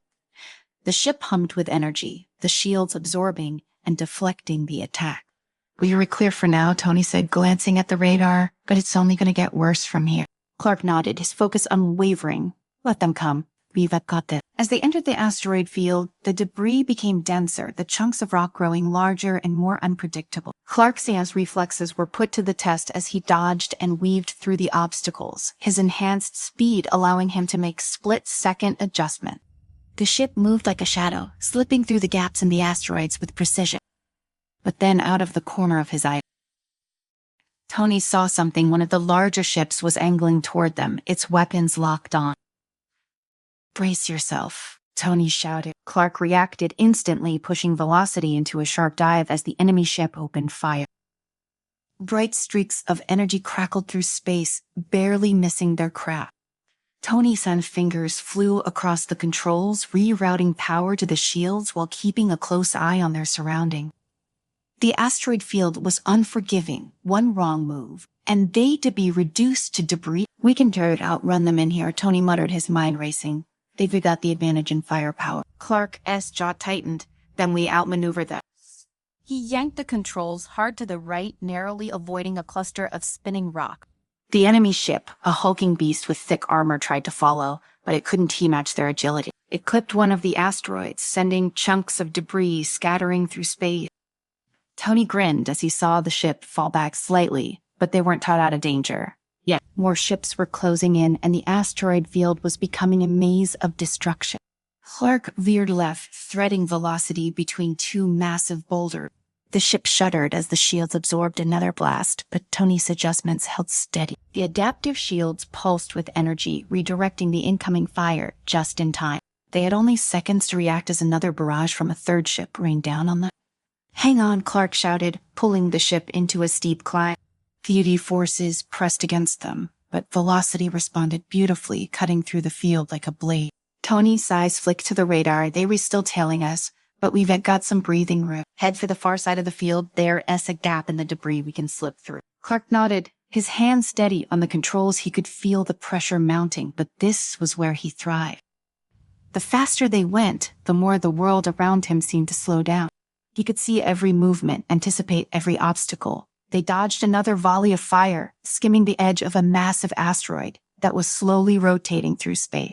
Just as they reached the edge of the field, Tony's side console lit up with an alert. Incoming gravity anomaly, brace for turbulence. Before Clark could respond, the ship lurched violently. The gravitational pull from a nearby anomaly yanked them off course, dragging velocity toward a swirling vortex.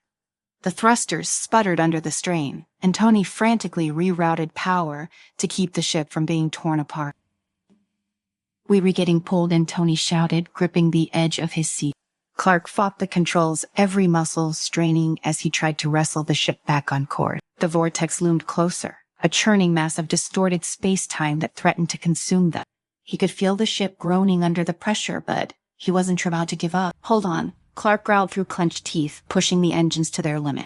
The ship's hull vibrated violently as they neared the edge of the vortex, but just as they seemed doomed to be swallowed whole, velocity broke free, rocketing out of the anomaly with a final burst of speed. Tony let out a breath. He hadn't realized he was holding that was too close. Clark wiped the sweat from his brow, his heart still pounding. We were not dead yet. They were out of the asteroid field, but the race was far from over.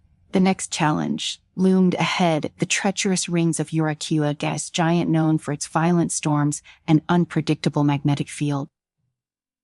The racers who made it this far would have to contend not only with each other, but with the planet's natural defenses.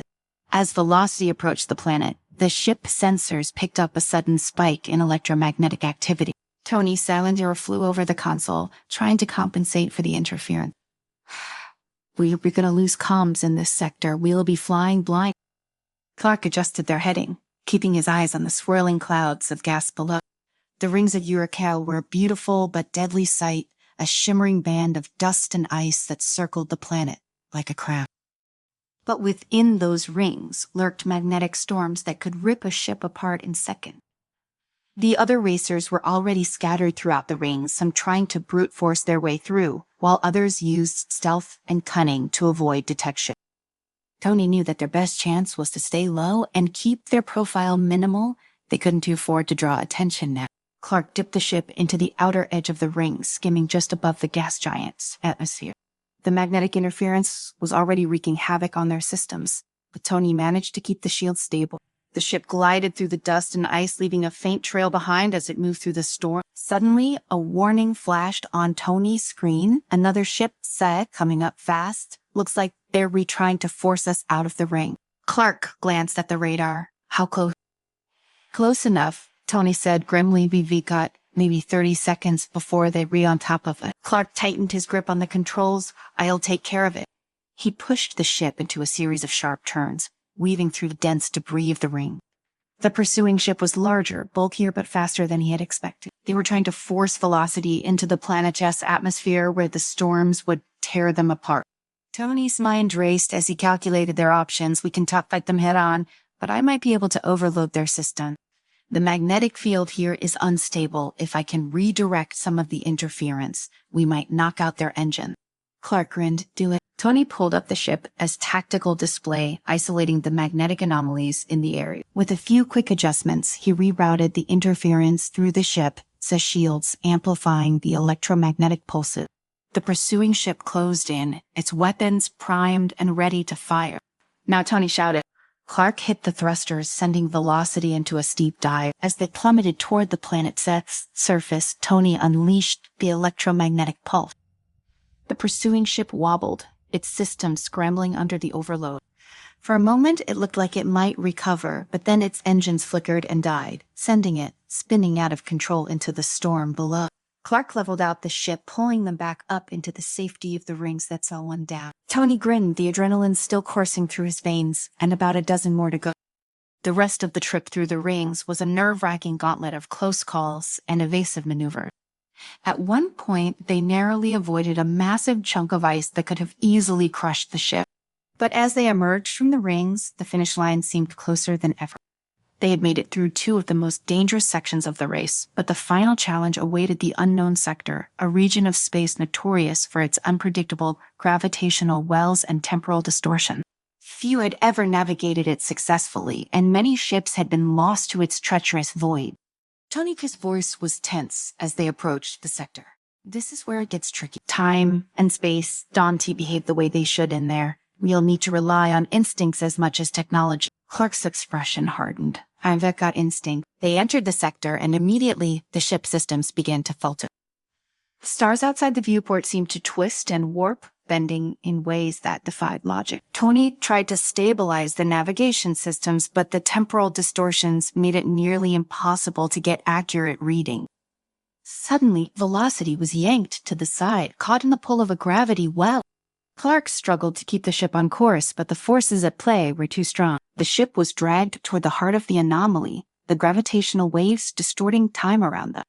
We're not going to make it, Tony shouted, his voice strained as the ship groaned under the pressure. Clark's eyes narrowed. We'll make it. He pushed the engines to full power, but it wasn't enough. The gravity well was pulling them in faster than the ship could escape. Tony's mind raced, searching for a solution. If they couldn't outfly the anomaly, they'd have to outthink it.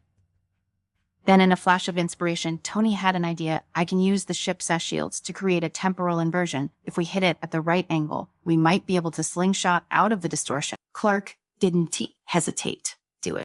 Tony rerouted all available power to the shields, modifying their frequency to create a reverse polarity. The ship lurched as the shields activated, creating a ripple in the temporal distortion. For a moment, it seemed like they were going to be swallowed by the anomaly, but then the ship shot forward, breaking free of the gravity, well and hurtling toward the finish line.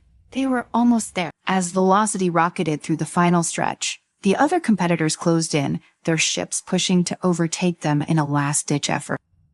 But Clark's enhanced reflexes, combined with Tony's ingenuity, kept them one step ahead. With the finish line in sight, Clark pushed the engines to their limit, the ship vibrating under the strain.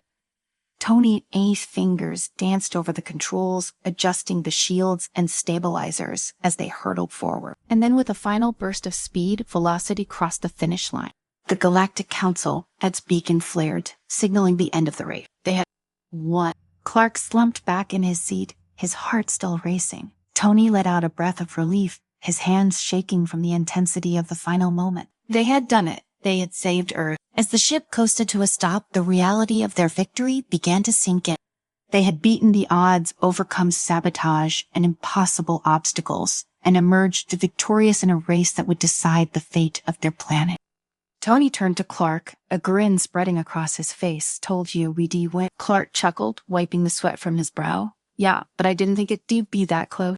They stepped out of the ship, greeted by the cheers of the Galactic Council and the other spectators. Earth had earned its place among the stars, not through war, but through skill, strategy, and teamwork. The cosmic race was over, but Tony and Clark knew that this was only the beginning. Welcome to the story. Don't forget to like, subscribe, and support me.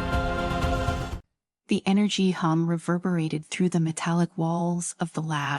Tony adjusted his glasses, his eyes locked on the temporal rift generator, which hummed like a beast waking from slumber. It had taken years, decades, really, of research to reach this moment.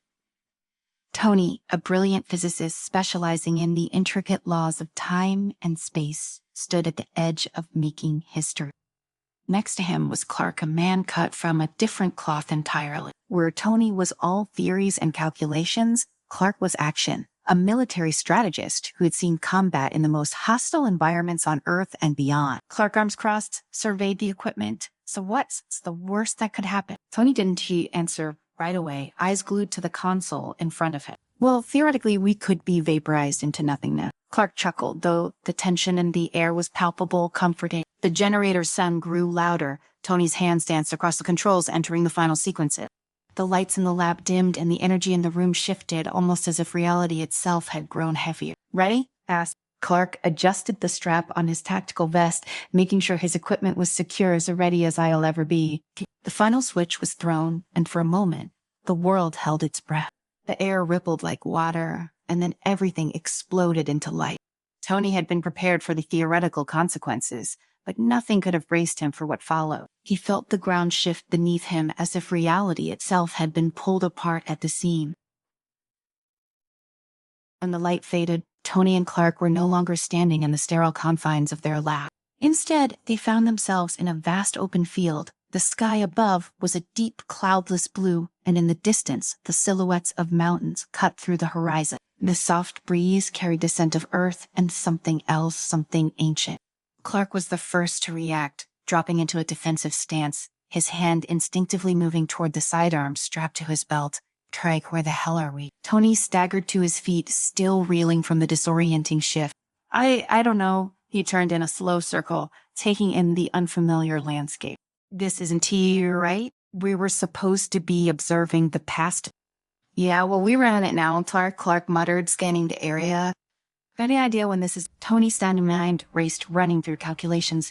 The trees in the distance looked different, ancient in a way he couldn't quite place. And then it hit him, the overwhelming realization of what they'd done. We were in the past, he said, his voice barely a whisper. No kidding, Clark replied, still scanning the horizon. The question is, how far back? Tony crouched down, running his hand through the dirt as if the soil could offer him some answer. He glanced back at the generator, now sparking and smoking beside them. The device that had torn them through time was broken, and without it they were stranded. We were not just observers, Tony said, standing slowly. So we just actually traveled back. Clark's eyes narrowed. And how exactly do we get back to where we belong? I don't know, Tony admitted, his heart sinking. The generator's busted. We do need to find a way to repair it, but I don't know if we have the resources here. Before Clark could respond, the sound of distant footsteps echoed across the field.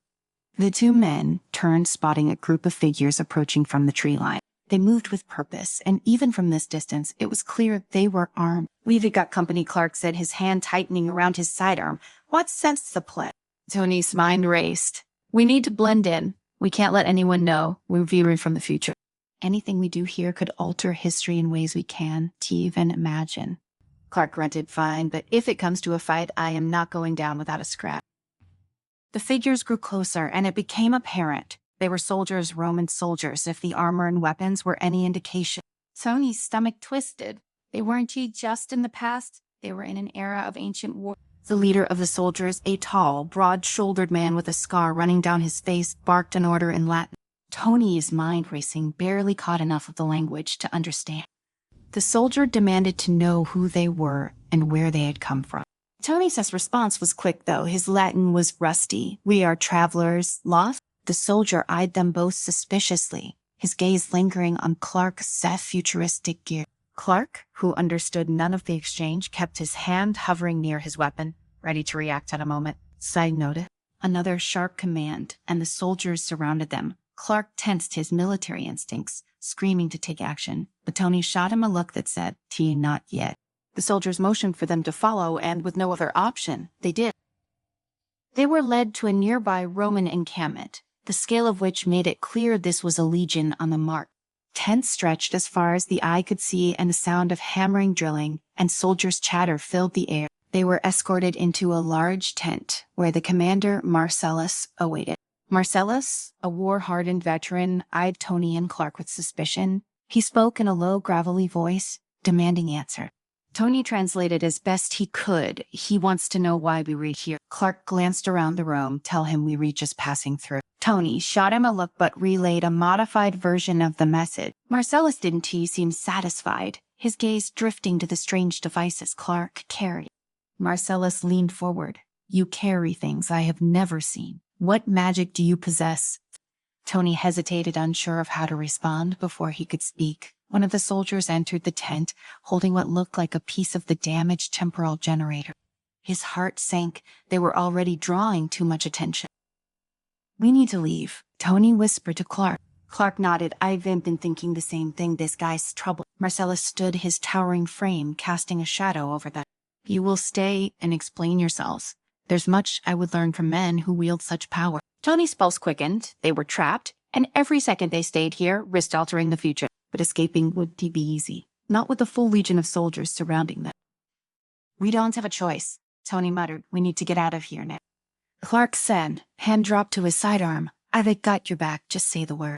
But before Tony could respond, chaos erupted outside the tent. Shouts and the clash of steel rang out as soldiers scrambled to defend the camp. Marcellus turned, barking orders to his men. This is our chance, Tony whispered.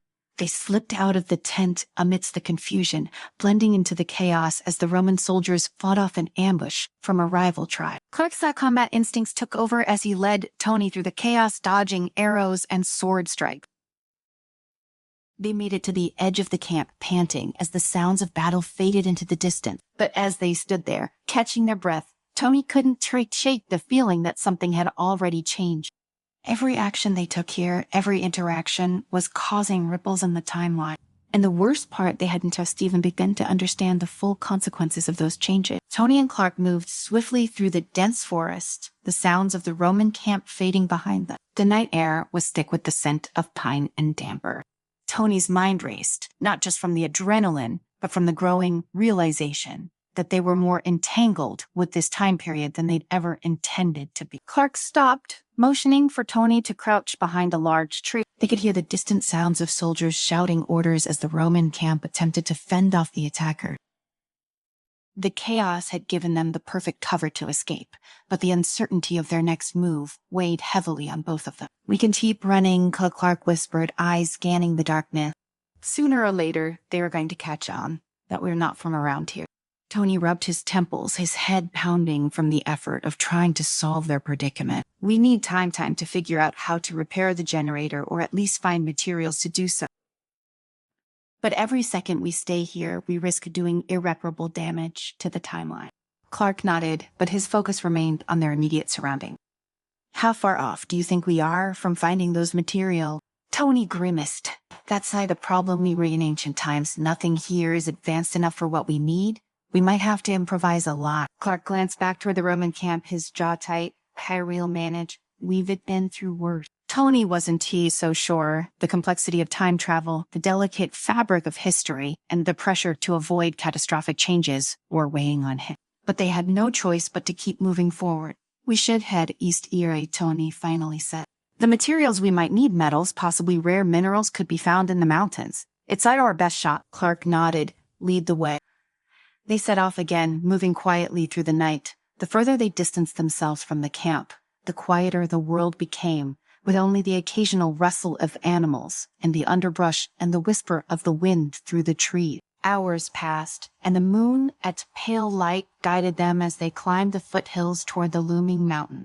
Tony's mind continued to race, calculating possible outcomes.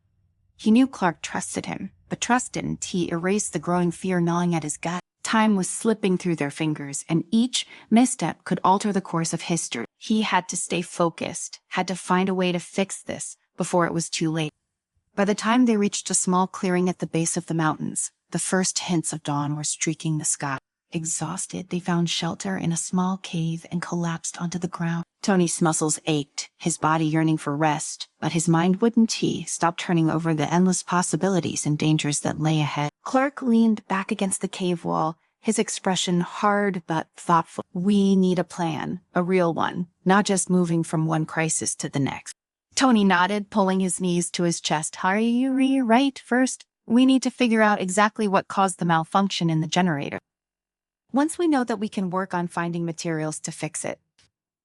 And if we can, Clark's voice was calm, but the question was loaded. If we can, Tony hesitated, knowing the weight of the answer.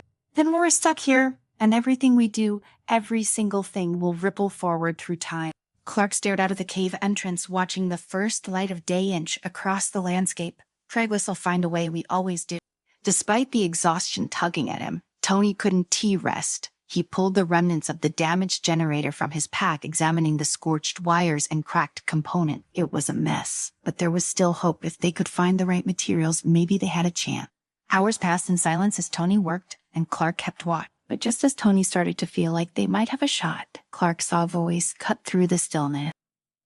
We got company. Tony looked up to see a small group of men approaching from the tree line.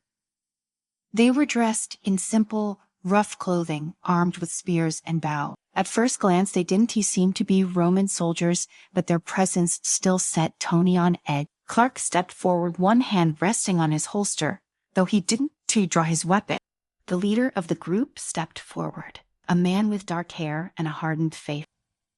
He spoke in the same language Tony had heard from the Romans, though his accent was different, perhaps local, tribal. Tony translated quickly in his head. The man asked who they were and why they were here. Weary travelers, carefully keeping his tone neutral. We mean no harm. The man's eyes narrowed, but he didn't seem hostile, at least not yet. He glanced at their gear, clearly suspicious, but not ready to attack. Travelers from where? The man asked. Tony hesitated. From far away. The man studied them for a moment, then gestured for his men to lower their weapons. There's a village nearby. You come with us. It's not safe here. Clark and Tony exchanged a glance. They didn't have much choice. Refusing could make them enemies, and they couldn't afford to fight off an entire tribe. Lead the way, Clark said. The group escorted them through the forest, moving swiftly but cautiously. Tony could feel the tension radiating from Clark, but they followed in silence. The village was small, nestled between the mountains and the forest, a collection of huts made from wood and stone. It seemed peaceful enough, but Tony knew better than to assume anything in this world was safe. They were brought to the village elder, an older woman with sharp eyes that seemed to see right through them. She studied Tony and Clark for a long moment before speaking. You're not from here, she said, her voice firm. Not from this land, not from this time. Tony's breath caught in his throat. What do you mean? The elder's gaze was piercing. The air around you is different. You carry the scent of a world that does not exist yet. Clark tensed, but Tony shook his head, signaling him to stay calm. We were not here to harm anyone. However, he said carefully. You were just trying to find our way back. The elder nodded slowly. You have crossed a boundary few have dared to breathe. Time is a delicate thing. Your presence here, fight is dangerous. Tony, his heart sank. The elder smiled faintly. The balance of the world can be easily shifted by those who do not belong. Clark stepped forward. Then help us. We need materials to repair something that will get us out of here. The elders studied them both for a moment longer, then sighed. I will help you, but know this. Every action you take from here will ripple forward. You cannot undo what has already been set in motion. Tony nodded, his throat tight. He understood the gravity of her words, but they had no choice. They couldn't just stay here and risk further damage to the timeline. The elder gestured to one of the men standing nearby. Take them to the caves. They may find what they seek there. The man nodded and led Tony and Clark out of the village. As they walked, Tony's mind was a whirlwind of calculations and fear. The elder's warning echoed in his head. Every action, every step they took could change everything. But as they approached the caves, Tony knew they were running out of time in more ways than one. His future, their world was slipping further and further away with every passing second. Welcome to the story. Don't forget to like, subscribe, and support me.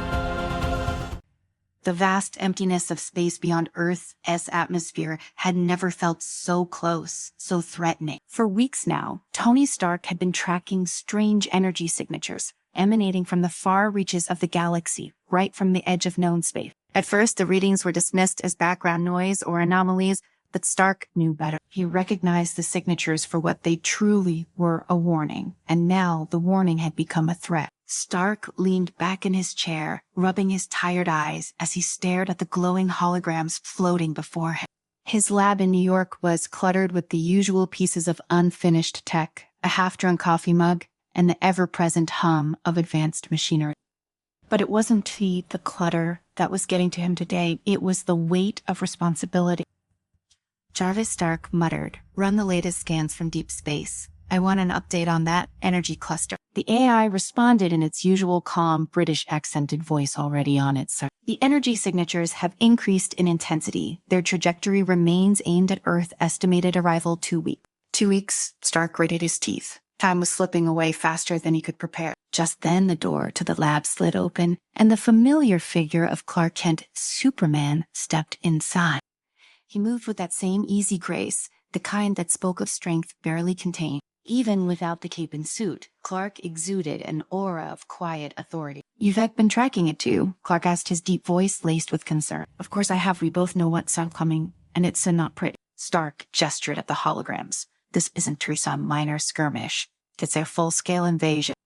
Clark nodded, his brow furrowed in thought. "We need to act now. Earth's self-defenses aren't ready for something of this magnitude." "That's why you were here," Stark replied, standing up. "We need to assemble a new team, Clark. The old guard us, we're not enough anymore."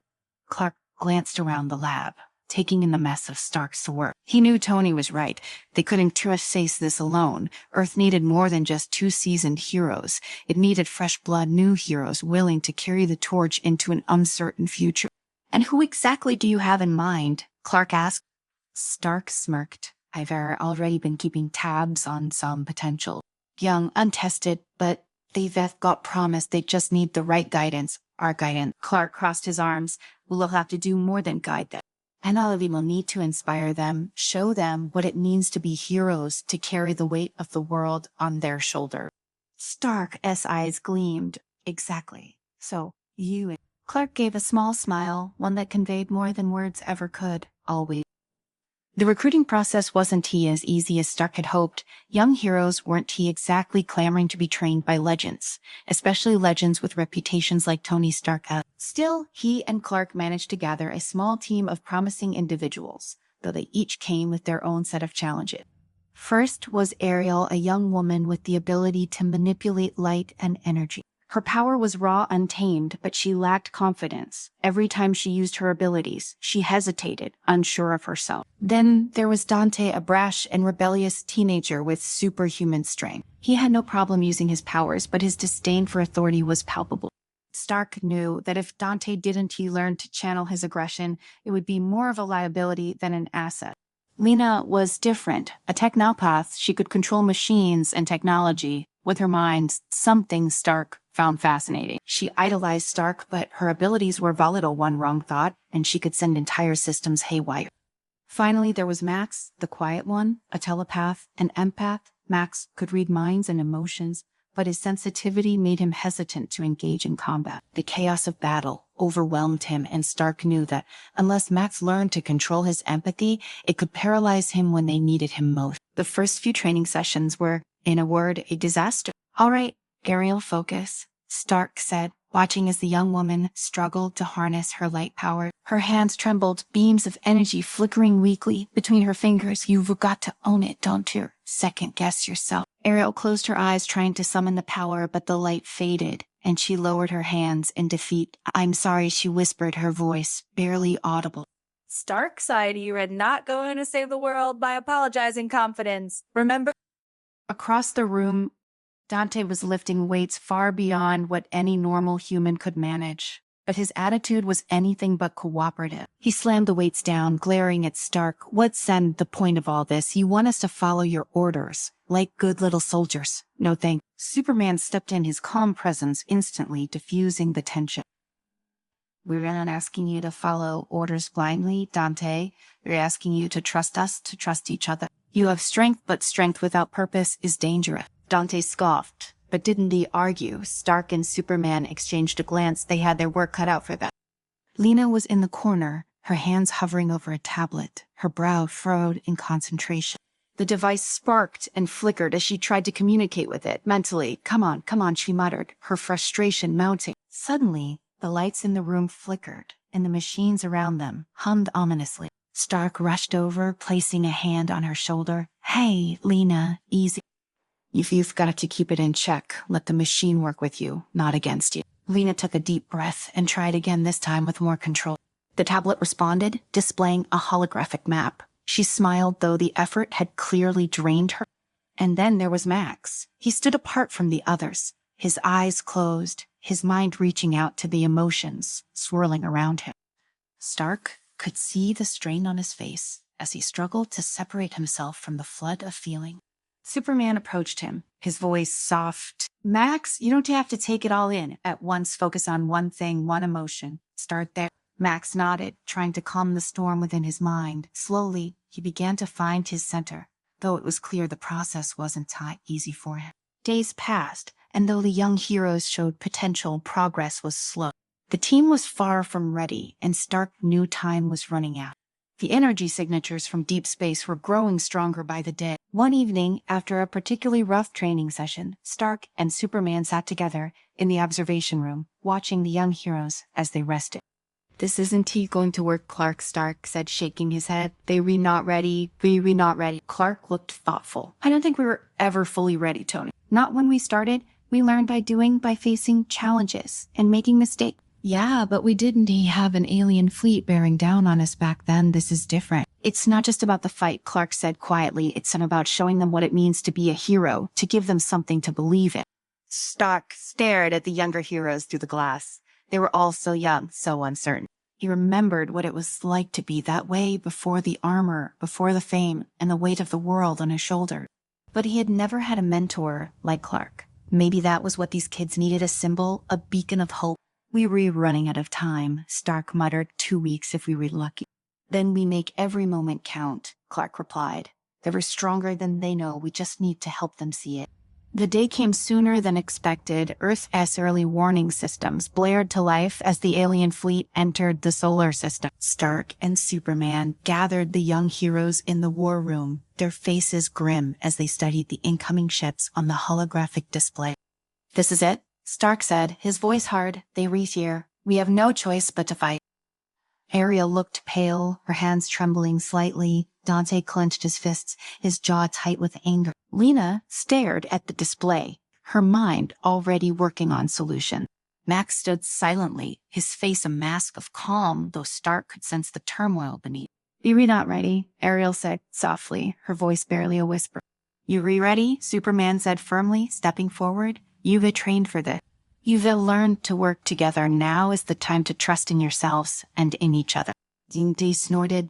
This isn't training. This is war. War or not, Stark said. You were going to face it head on because that's what we do. We don't turn back down. As the alien fleet approached, the young heroes prepared for their first real battle. Earth's defenses scrambled, deploying every available ship and soldier to intercept the invaders. But it was clear that the bulk of the fight would fall on Stark, Superman, and their new team. The heroes launched into space, their hearts pounding with a mix of fear and excitement. The weight of the mission pressed down on them, but they knew there was no turning back now. The alien ships were massive, far larger than anything Earth had ever faced. Their dark hulls glistened in the void, bristling with weapons that pulsed with ominous energy. Stark led the charge, his suit gleaming in the starlight as he fired repulsor blasts at the enemy ship. Superman flew beside him, a blur of red and blue as he smashed through enemy defenses with raw, unstoppable power. But for the young heroes, the battle was overwhelming. Ariel hesitated, her energy flickering as fear gripped her. Dante charged headfirst into the fray, his strength barely controlled as he slammed into enemy soldiers, but his recklessness left him vulnerable.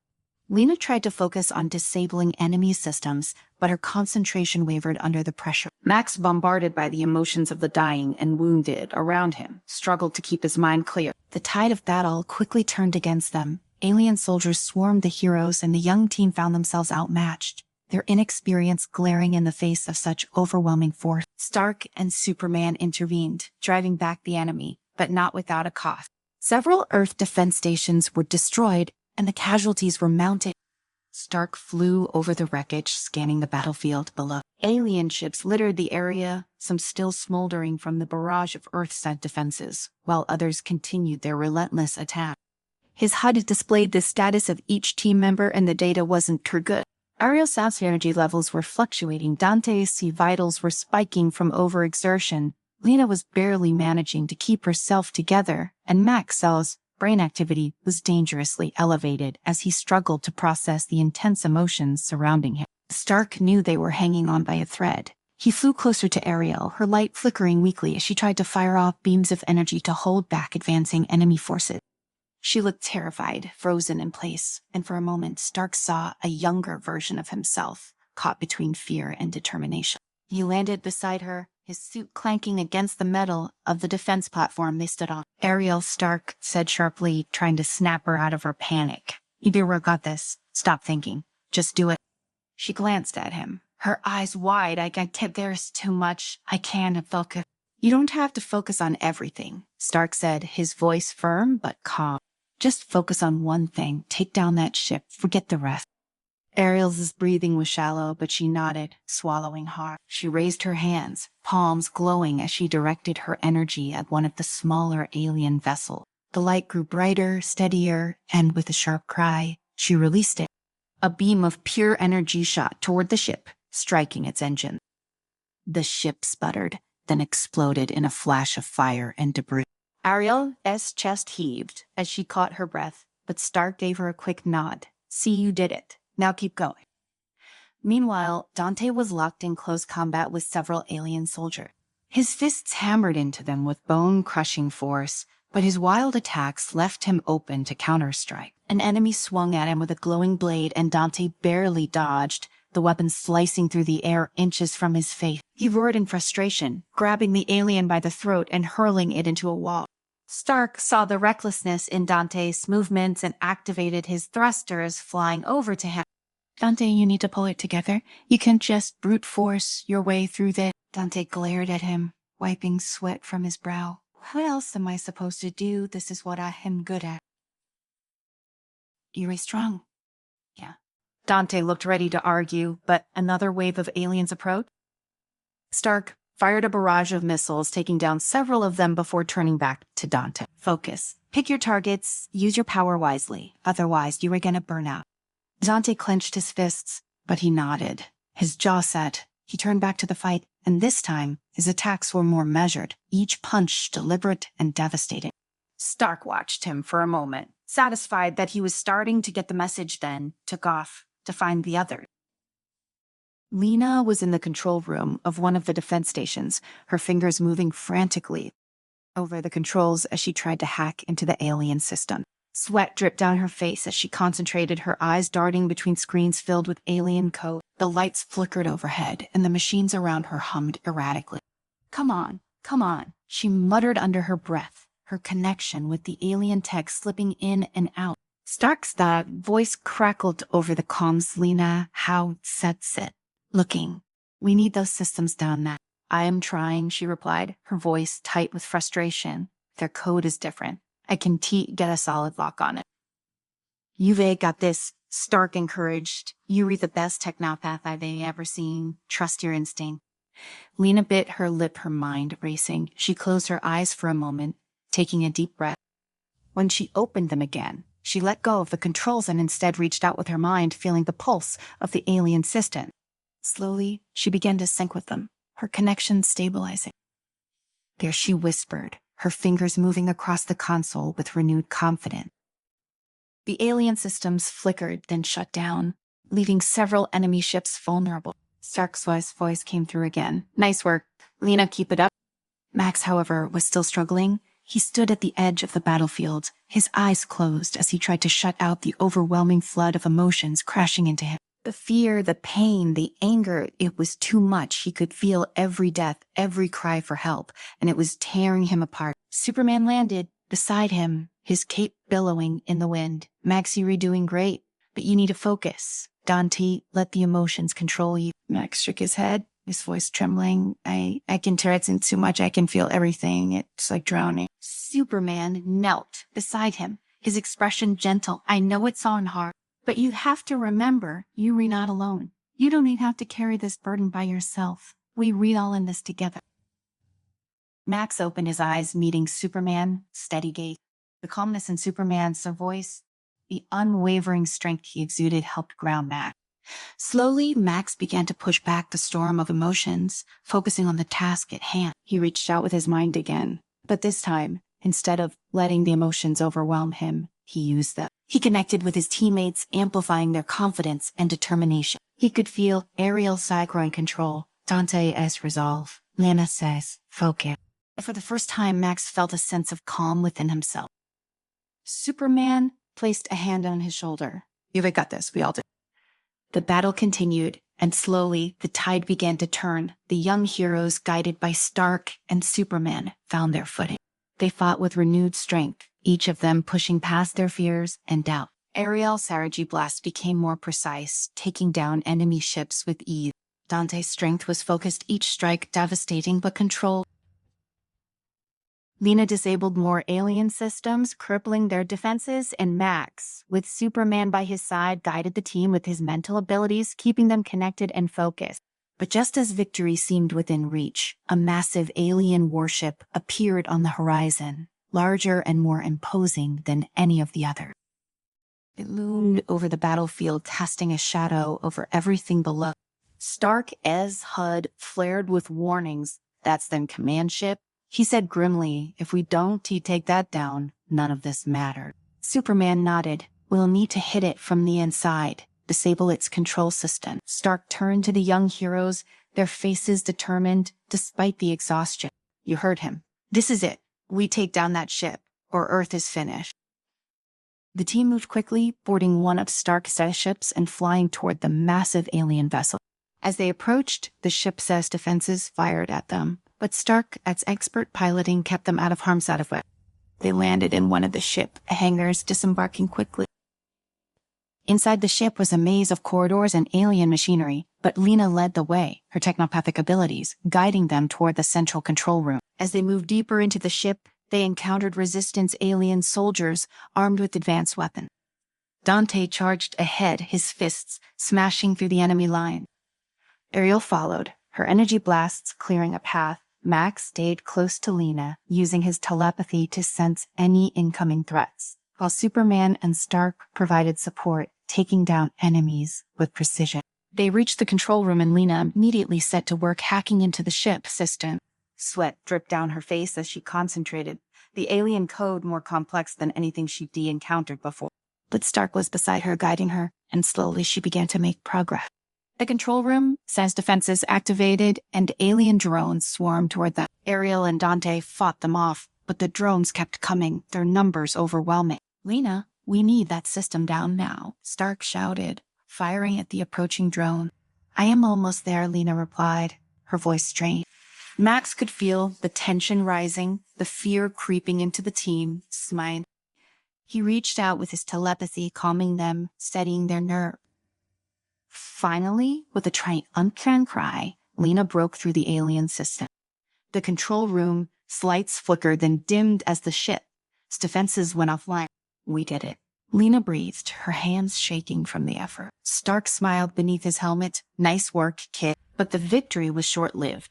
A deep rumble echoed through the ship, and Stark HUD flared with red alert. The ship's self-destruct sequence just activated. We've got less than 5 minutes to get out of here. Superman stepped forward, his face calm but determined. You all go, I'll stay and disable the core. Stark shook his head. No way, Kent. We do this together. There's no time, Superman replied. I can move faster than any of you. I'll handle it. The young heroes looked at each other, torn between following orders and helping Superman. But Stark nodded, his voice grim. Go get back to the ship. We'll meet you there. The team hesitated for a moment, but then they ran, making their way back through the corridors toward the hangar. Superman flew toward the core, his superhuman speed a blur as he raced against time. As the young heroes boarded their ship, the alien vessel began to shake, the countdown ticking closer to 0. Stark watched the clock, his heart pounding in his chest. They had seconds left. Finally, Superman appeared, flying into the ship just as the alien vessel erupted in a blinding explosion. They barely made it out, the shockwave sending their ship tumbling through space. But when the dust settled, the alien fleet was gone, a command ship destroyed. Earth was safe. For now. Welcome to the story. Don't forget to like, subscribe, and support me. The world wasn't prepared for Superman. His arrival had shattered countless preconceived notions of what was possible. For years, humanity had asked themselves, could there be someone like him out there? And when Superman first appeared in his iconic red and blue suit, that question was answered with resounding awe and fear.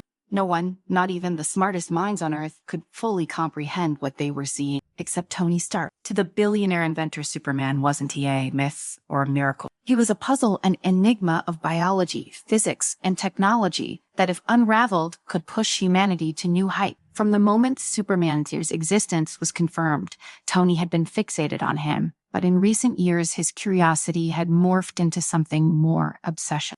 Tony stood in his lap, staring at the holographic model of a Kryptonian energy source he'd reconstructed from fragments of data. The room was dim, only the light from the glowing blue reactor in front of him illuminating his face. He had been working on this project for months, meticulously reverse engineering what little information he had. In theory, this reactor could generate infinite power using the same principles that fueled the destruction of Captain Superman's lost homeworld. Iron Man's great Tony muttered to himself as he examined the intricate designs floating before him. But Superman is something else entirely. Tony had long since concluded that Kryptonian technology was light years ahead of human science. He saw a future where humanity no longer feared alien invasions or energy crises. In his mind, unlocking the secrets of Superman's power was the key to ensuring Earth's survival and dominance in the galaxy. But deep down, beneath the layers of bravado, Stark knew what this was really about. It was a game, a challenge. If Superman was the apex of evolution, then Tony Stark was determined to prove that even gods could be understood and perhaps replicated. As he continued tweaking the reactor's algorithm, he was interrupted by the sound of approaching footsteps. His AI assistant, Friday, appeared in the corner of his vision. Mr. Stark, her voice echoed softly. You've got a visitor. Mr. Kent is here. Tony smirked. Of course he is, right on time. Clark Kent, dressed in his typical reporter garb of slacks and a button-down, stepped into the lab. To the average eye, he appeared unremarkable, a tall, quiet man who wouldn't draw attention unless you were looking for him. But Tony Stark knew better. He knew that behind the calm exterior was a being of unimaginable power, capable of reshaping the world with just a thought. Clark, Tony said, not looking up from his work. What can I do for you? I am not here as Clark Kent, Superman replied, his voice a deep, controlled baritone. He removed his glasses, the transformation into the Man of Steel happening in an instant. His posture straightened, his face became more intense, and his piercing blue eyes met Tony's. I came because I've been hearing things rumored. Tony finally glanced up, crossing his arms. Rumors, huh? Well, you know, the press, they were always stirring something up. Superman, didn't he smile? This isn't about the press. This is about you. He took a step closer, his presence filling the room.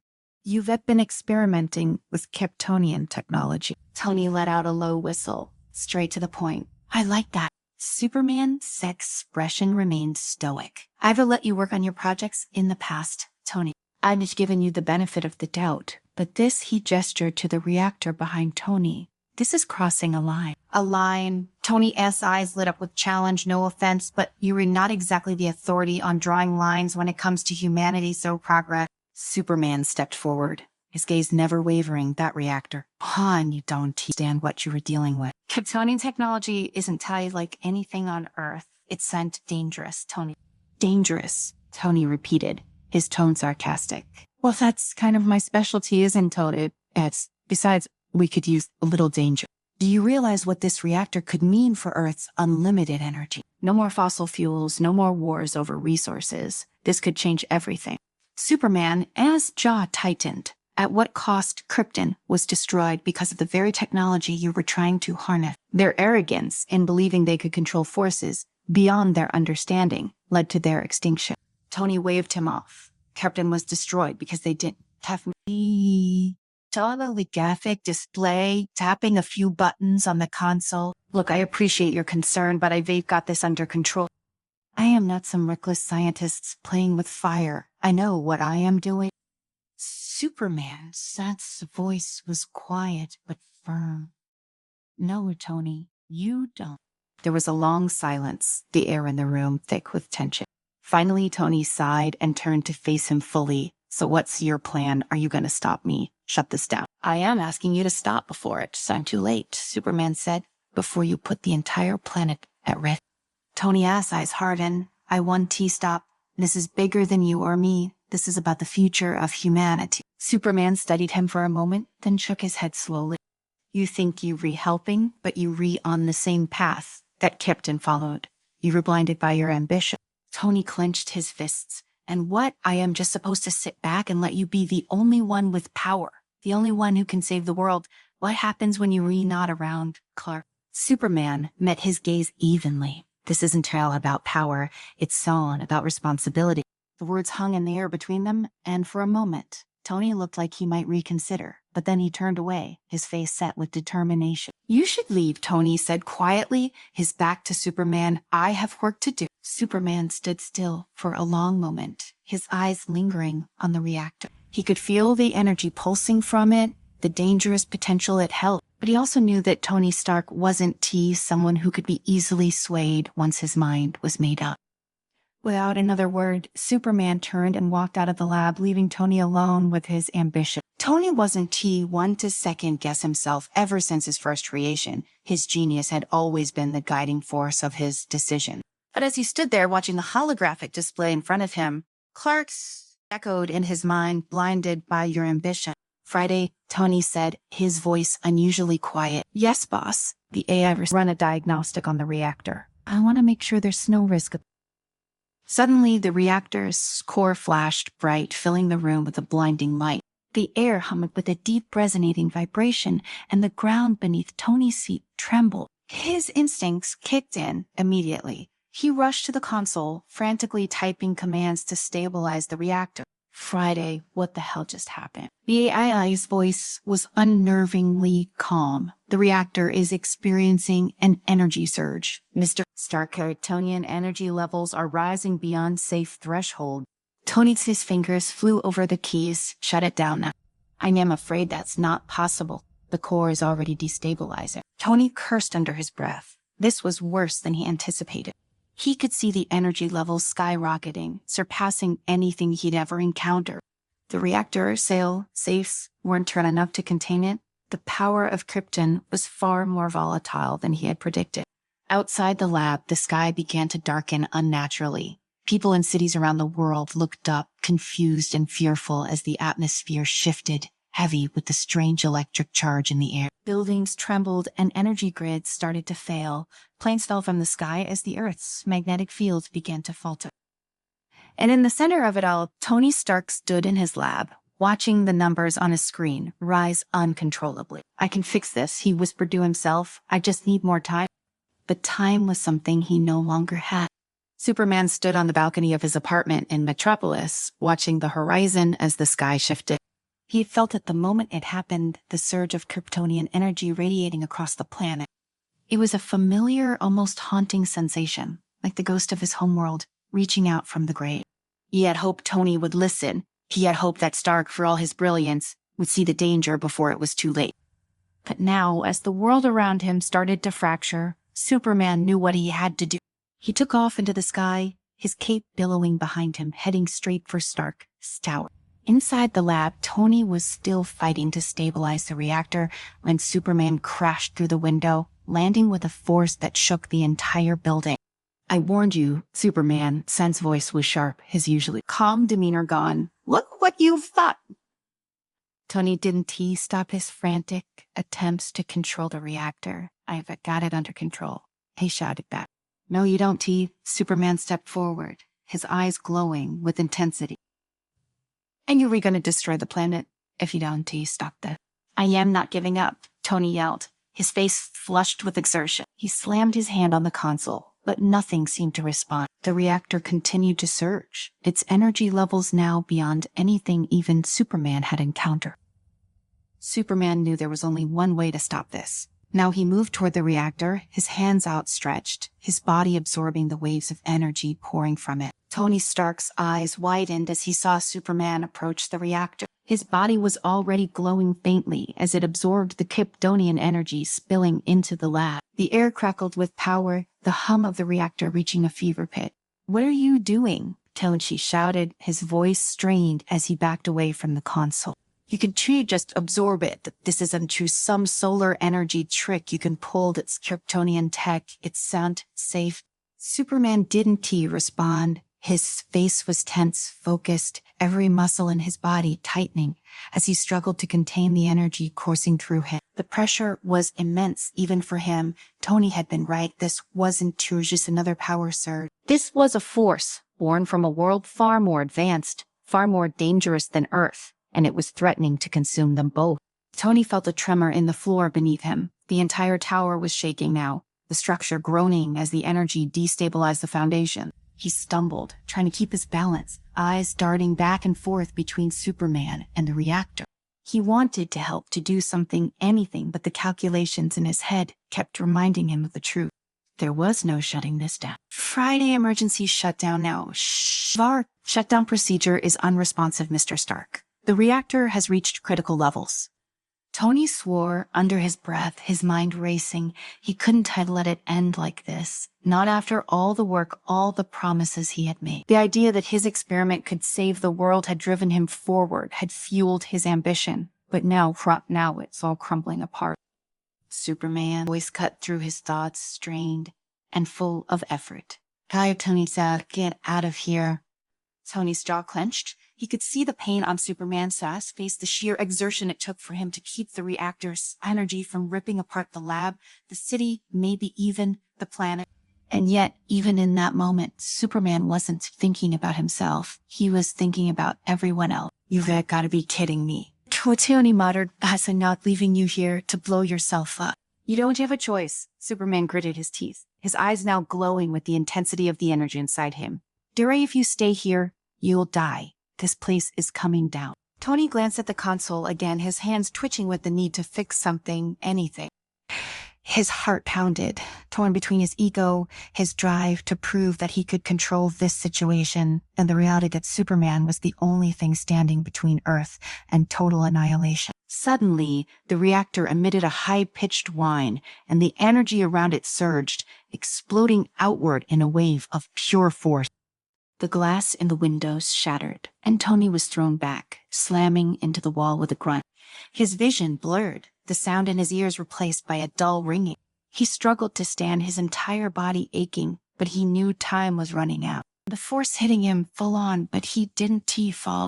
His body absorbed the blast, though it was clear the strain was getting to him. He turned his head slightly toward Tony, his voice barely audible over the chaos.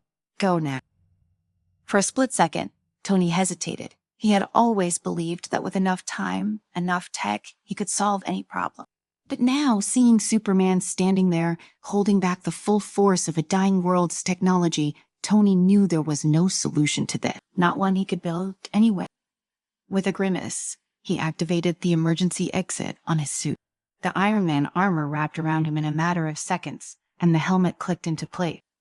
He hovered above the floor, his thrusters ready to take him out of the building in an instant.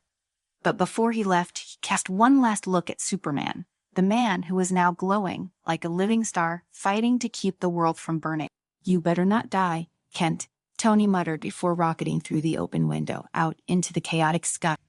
The moment Tony cleared the building, he could see the full extent of the disaster. The sky was split with lightning, unnatural and furious, as the energy from the reactor spread out in violent bursts. People were evacuating the surrounding streets, chaos erupting in every direction. He pushed his suit to its limits, flying higher, scanning the area below for any sign of control. Nothing. The reactor was too far gone. Inside the lab, Superman was reaching his limit. The energy was now tearing at him from the inside, every fiber of his being screaming in pain as he tried to hold it back.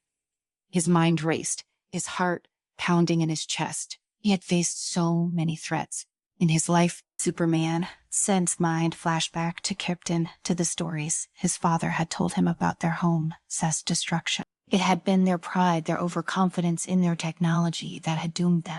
They had believed they could control the forces of the universe, harness the power of their sun and bend it to their will, and it had destroyed them. Now here he was, standing in the midst of that same mistake, trying to prevent history from repeating itself. But the weight of it all was overwhelming. His vision blurred, his muscles screamed for relief, and he could feel the energy eating away at his very being. If this continued any longer, he wouldn't be able to contain it. With a surge of determination, Superman gritted his teeth and pushed harder, pulling every ounce of strength from within himself. He wouldn't let this happen. He wouldn't let Krypton's mistakes destroy another world. The reactor continued to surge, its energy climbing higher and higher. Superman's south body was glowing brighter, now the light almost blinding as he struggled to hold back the inevitable. Outside, Tony Stark hovered in the sky, watching in horror as the building shook and cracks spread through the foundation. The reactor was nearing its final moments. If Superman couldn't tame it, Tony. This was it. This was it. He hovered there, frozen, knowing there was nothing more he could do. He had created this mess, he had pushed too far too fast, and now the cost would be unimaginable. But then, just as the reactor reached its peak, there was a shift in the air. The storm clouds above parted, and the energy crackling through the sky began to dissipate. The glow from the reactor dimmed, and the tremors stopped. Superman, still glowing with the remnants of Kryptonian power, had done it. He had stabilized the reactor, just as it teetered on the brink of catastrophe. Tony let out a breath. He didn't realize he was holding his hands trembling inside his suit. He descended slowly, landing on the wrecked street below as he watched the tower settle. The danger seemingly passed, but it wasn't over, not yet. Inside the lab, Superman fell to his knees, his body still radiating with the residual energy. He had stopped the immediate threat, but he knew that the reactor was still unstable. Thought it was only a matter of time before it would go critical again. Tony rushed back inside, his suit's thrusters burning as he flew up to the lab. When he arrived, the sight of Superman on the ground, weakened but still alive, sent a surge of relief through him. But the relief was short-lived as Tony sat outside of the reactor, still pulsing faintly, though far less aggressively. "How long do we have?" Tony asked, his voice tense as he approached. Superman looked up, his face pale and tired. "How long? Maybe minute." Tony's mind raced. He had run the calculations. He had done everything in his power to make this reactor work, to harness the energy of Krypton. But now all of it had been for nothing. He couldn't save it. He couldn't tap it. I'm sorry, Tony said, his voice quiet. Superman shook his head, standing slowly, though his body trembled from the effort. "It's not too late," he said, his voice still steady despite the exhaustion. "Dear, we can stop this together." Tony blinked, his heart pounding in his chest. "How?" Superman glanced at the reactor, his expression grim. "Fiery, we have to destroy it. That's the only way." For a moment, Tony hesitated. Destroy it. All that work, all that time, gone in an instant, but he knew Superman was right. There was no saving it now. Together they stood before the reactor, the last vestiges of Krypton, as power humming dangerously in the air. With a final nod to each other, they acted. Superman's fists glowed with energy, and Tony's suit powered up to its maximum output. In a blinding surge of force, they struck the reactor simultaneously, shattering it into pieces and releasing the remaining energy in one final controlled burst. The room went silent. The crisis was over. Tony slumped against the wall, the weight of everything crashing down on him. He had come so close to destroying everything he had sworn to protect. And it was Superman, the one he had thought of as a puzzle to solve, who had saved them all. Superman, still standing, took a deep breath, his body finally beginning to recover. He looked at Tony, his expression softening. "Didn't you need to prove anything?" Superman said quietly. "You were already one of the greatest minds on Earth, but sometimes even we need help." Tony stared at him for a long moment before finally nodding. "Prowl. Yeah, Sarah," he muttered. "Sometimes we do." As the two men walked out of the wrecked lab, side by side, Tony couldn't help but feel a strange sense of peace. He had been humbled, something that didn't happen often, but maybe, just maybe, that was exactly what he needed. For the first time in a long time, Tony Stark wasn't trying to save the world on his own. Welcome to the story. Don't forget to like, subscribe, and support me. Tony Stark stood at the window of Stark Tower, his hands tucked casually into the pockets of his sleek black slack. His gaze swept across the New York skyline, but his mind was elsewhere. This wasn't just any day today. He was about to work with a man many believed didn't need anyone's help. But Tony Stark, in his infinite confidence and curiosity, believed otherwise.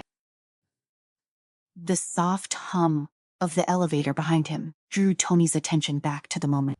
A familiar sound, one he had come to expect with certain guests. He turned a smirk playing on his lip. Tony came the deep, steady voice of Clark Kent as he stepped into the room. The man towered over most people, but he moved with a calmness that belied the godlike power within. Even dressed in civilian clothes, Clark exuded a presence that felt larger than life. Superman, as I live and breathe, Tony greeted, his tone half mocking, half genuine. Or should I just call you Clark while you renod in the blue tight? Clark gave a small, knowing smile as he approached Tony, his hand outstretched. Clark signed, "Fine. I am curious to see what you've been working on." Tony shook his hand, then spun around with the flair of a showman. "Well then, let's skip the small talk and get to the good stuff." He led Clark to a large circular platform in the center of the lab. As Tony activated his wrist device, the floor split open, revealing the item he'd been dying to show off. Slowly, a new suit of armor rose from the floor, a thing of beauty designed to be as elegant as it was powerful. Clark took a step forward, inspecting the gleaming metal plates, their curves following the exact proportions of his body. It was different from anything Tony had ever built for himself. The design reflected Superman, sassy, sleek, lightweight but reinforced with layers of nanomaterial strong enough to withstand the vacuum of space or a plunge into the sun. This, Tony began, is the mark someone specifically tailored for your unique physiology. It amplifies your abilities, strength, speed, flight, everything. And the best part, it won. To slow you down, you can move as if you were wearing nothing at all. Clark's brows lifted, clearly impressed by the engineering, but there was a hesitation in his voice. "It's impressive, Tony, but what?" Tony blinked, then shrugged. "Why not? You've saved the planet enough time. I figured it was time for someone to lend a hand. You see, that solved the problem with being the invincible man. People start thinking you don't need help, but I know better." Clark took a deep breath, eyes still on the suit. "You think I need help?" Tony turned to face him fully, crossing his arms over his chest. "I think even the strongest man in the world could use a little upgrade every now and then. Besides, this isn't just about you. It's about what? Coming." Clark's gaze shifted. "What side coming?" Tony swiped at the air, pulling up holographic projections of strange energy signals from deep space. "I have been tracking these for weeks. They were not from any source we know. No alien tech, no celestial phenomena, nothing. These readings are off the chart. And I've just got a feeling, whatever it is, it's coming straight for us." Clark's jaw tightened. He nodded. "All right, I'll try the suit." Tony smiled. "I thought you'd see things my way." The suit fit Clark perfectly, almost as if it had been an extension of him. As the final piece of the chest plate clicked into place, he felt the sudden surge of power. His senses heightened, every muscle in his body responding as if they had been unlocked to their full potential. It was exhilarating. Tony watched from his control station, a satisfied grin on his face as his screens lit up with data feeds from the suit. "How does that feel?" Clark lifted a hand, flexing his fingers, then in an instant shot up into the air, faster than he'd ever moved before. In the blink of an eye, he was at the upper reaches of the atmosphere. The stars shone brighter, and the earth beneath him looked more distant than ever. He turned sharply, testing the limits of the suit, pushing it through spins, dives, and sharp stops. The power felt limitless. Returning to the lab within seconds, Clark touched down as lightly as a feather. He nodded to Tony. "It's incredible. I didn't think it was possible to feel stronger." Tony waved him off with a cocky grin. "You're welcome, but don't get too excited. We were still running on a temporary power source." Clark frowned. "What's the core?" Tony hesitated for the first time about that. It's kryptonite." Clark's expression darkened immediately, his hand instinctively going to his chest where the power core was embedded in the suit. "Before you start freaking out, let me explain it. It's not pure kryptonite. A modified isotope. Far less dangerous, but it's the only thing that can generate the kind of energy your body needs to push the limit. The moment I found out it could work as a power source, I made sure it was at minimal exposure level. Clark's pulse quickened. He could feel a faint pressure in his chest. No, something he hadn't noticed before. Amid the initial rush, minimal exposure doesn't mean safe. Tony stepped closer, his expression, serious look. I know it's not perfect, but until we find something better, this is what we've got. The readings are fine. You're fine, but if anything feels off, you tell me and we stop. Clark nodded, but the concern was clear in his eyes. All right, let's keep testing. The tests continued over the next several days. At first, everything seemed fine. Clark adjusted to the suit, performing at levels even he didn't think were possible. He moved faster than light, lifted objects beyond even his wildest limits, and flew deep into the far reaches of space without breaking a sweat. But then the headaches started. They were small at first, a dull throb at the base of his skull after long sessions in the suit. Then they grew worse, spreading through his body. He ignored them at first, pushing through knowing that Tony was counting on him. One day while testing the suit, limits in orbit, Clark suddenly faltered. His vision blurred and pain shot through his chest. It was as if his heart was constricting and his strength was draining from him. Stumbling back to Earth, Clark crash-landed into a remote field outside the city, panting heavily. He tried to stand but collapsed to his knees, clutching at the core in his chest. Something was wrong. Terribly wrong. Before he could react, the familiar whir of Iron Man suit filled the air as Tony rocketed down beside him. He immediately scanned Clark, his HUD lighting up with warning signals. Jesus, Clark, why didn't you tell me? Tony's voice was frantic as he quickly removed the chest plate, exposing the kryptonite core that was now glowing faintly, pulsing with green light. Clark groaned, the pain almost unbearable. I thought I could handle it, Clark gasped. His breathing labored. Tony yanked the core out, tossing it aside, and began running scan. You rejecting the core. Your body said immune response is off the chart. Clark struggled to sit up, wiping the sweat from his brow. I guess I am not invincible after all. Tony knelt beside him, his eyes darting between the scans and Clark. We need to find a new power source. Fast. Back in Stark's lab, the mood was tense. Tony paced back and forth, his mind racing through possibilities. Clark sat nearby, still recovering from the kryptonite exposure. His strength had returned, but the experience had rattled him. Look, I don't like it either, Tony said, breaking the silence. But kryptonite is the only thing we've got that can power the suit at the level you need. Clark shook his head. I can tell you wear that suit again, Tony. Not with kryptonite. Tony stopped rubbing the back of his neck in frustration. Then we need something else. Something that can generate the same amount of energy, but without killing you. Clark frowned. There has to be something. Tony's fingers tapped at the air, pulling up research on his holographic display. I've been thinking there's this element Syrian. It's so rare, dangerous, but it could work. Problem is, it's located in the Rift of Oblivion. Clark's eyebrows lifted. I haven't heard of it. It's unstable space, cosmic storms, black hole side. No one goes there. Tony gave a re-grin. Guess we'll be the first, because if we don't, we're running out of options. Clark stood up from the chair, fully recovered, but with a seriousness in his eyes Tony hadn't seen before. Stark's lab was still buzzing with the aftermath of the test, the humming of the machines providing a strange, almost soothing background to the rising tension between them. Tony hadn't even paused to sit. His mind was racing through possibilities like a supercomputer in overdrive. We have to go, Clark said simply. His voice was calm, but there was an edge to it. They both knew what was at stake. The Rift of Oblivion wasn't just some distant place. It was a death trap. The cosmic storms alone could tear apart most ships, and whatever lived beyond the known universe wasn't exactly on friendly terms with Earth. Tony nodded, already moving toward the workstation. I've got something prepped, but this isn't going to be a walk in the park. We were talking about a place where physics doesn't always follow the same rule. Syrian might be the key, but we don't even know if it's still there. Clark crossed his arms, watching as Tony's thin hands flew over the holographic interface. We don't have a choice. I can fight whatever's coming without the suit, and I can't use the suit unless we get that element. Tony didn't argue. His gut told him they were running out of time.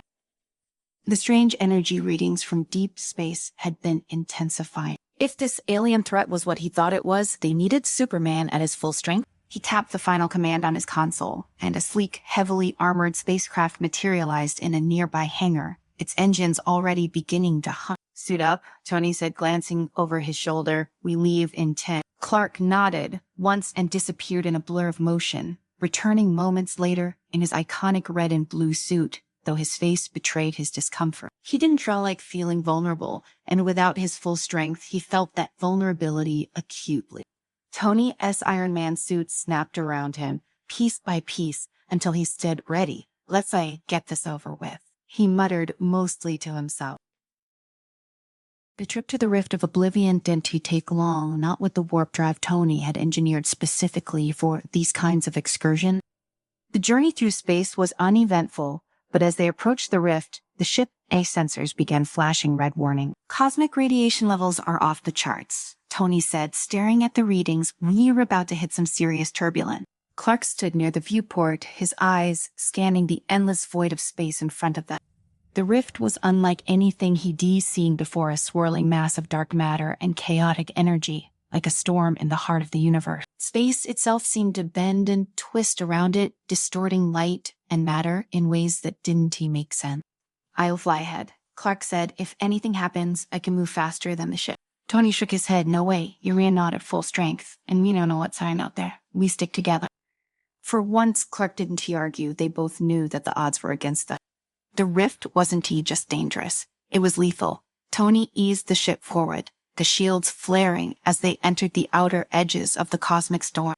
The hull vibrated, the controls fighting against the forces outside. Tony's hands were steady, though guiding them through as if he'd done this 100 times before. Suddenly, the alarms blared again. "Incoming," Tony shouted. The ship jolted violently, spinning out of control for a moment, before Tony corrected their course. Through the viewport, Clark saw them sleek, metallic ships with designs that looked almost organic, like they had grown from some alien tree, the Voltrian.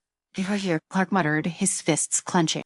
The Voltrian ships swarmed around them, firing beams of energy that slammed into the ship's shield. Tony gritted his teeth as he piloted the craft through evasive maneuvers. So much for a quiet trip. Clark moved toward the airlock, determination on his face. "Get me close. I'll take care of them." Tony didn't argue. The ship swooped low, diving between enemy vessels. As they passed close enough, Clark launched himself into space, a red and blue blur streaking toward the nearest Voltrian ship. His fists slammed into the side of the alien craft, tearing through its hull like paper. The ship exploded in a shower of sparks and debris, but more were coming. Tony launched into action as well, his Iron Man suit rocketing out of the ship and into the fray. His repulsor blasts tore through the enemy ships, but the Voltrian were relentless. For every ship they destroyed, 2 more seemed to take its place. "We can keep this up forever," Tony grunted over the comm. Clark's breath was heavy, the strain of the battle clear in his voice. "Just a little longer. We need to get inside the Rift." Tony's ship darted forward past the alien fleet and toward the swirling vortex of the Rift. The cosmic storms intensified, the ship's size shields flickering as they fought to hold. Clark flew beside the ship, dodging blasts of energy from the Voltrian ships still in pursuit. The closer they got to the Rift, the more chaotic everything became. The laws of physics seemed to break down around them. Gravity pulled in strange directions. Time seemed to stretch and compress. But through it all, they pushed forward, determined to reach the Zirian. Suddenly, the ship's sensors lit up there. Tony shouted, pointing to a small glowing object deep within the heart of the Rift. Zirian, it shimmered like a star, its energy pulsing with a power unlike anything they had ever seen. Clark's eyes locked onto it, and without hesitation, he dived into the heart of the Rift. The cosmic storms roared around him, the energy tearing at his skin, but he pushed through. His hand reached out, grasping the Zirian. The moment his fingers touched it, a surge of energy shot through him. It was unlike anything he had ever felt, pure, raw power. But it wasn't outrageous power. It was stability, balance. He flew back to the ship, holding the Zirian tightly in his hand. Tony was already at the airlock, opening the hatch to let him inside. Clark stepped in, the glow of the Zirian casting strange shadows on the walls of the ship. Tony wasted no time. He took the Zirian and immediately began working, integrating it into the suit's power core. His hands moved quickly, faster than they ever had before. There was no room for error. Let's hope this works, Tony muttered as he snapped the final piece into place. Clark stepped forward and the armor began to mold around him once more. This time there was no pain, no rejection. The suit hummed with power, but it was different now, smoother, more in tune with Clark's own energy.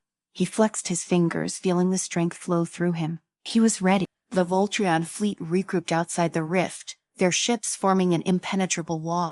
But Clark was undeterred with Tony by his side. They flew out to meet the enemy. The battle that followed was unlike anything either of them had ever experienced.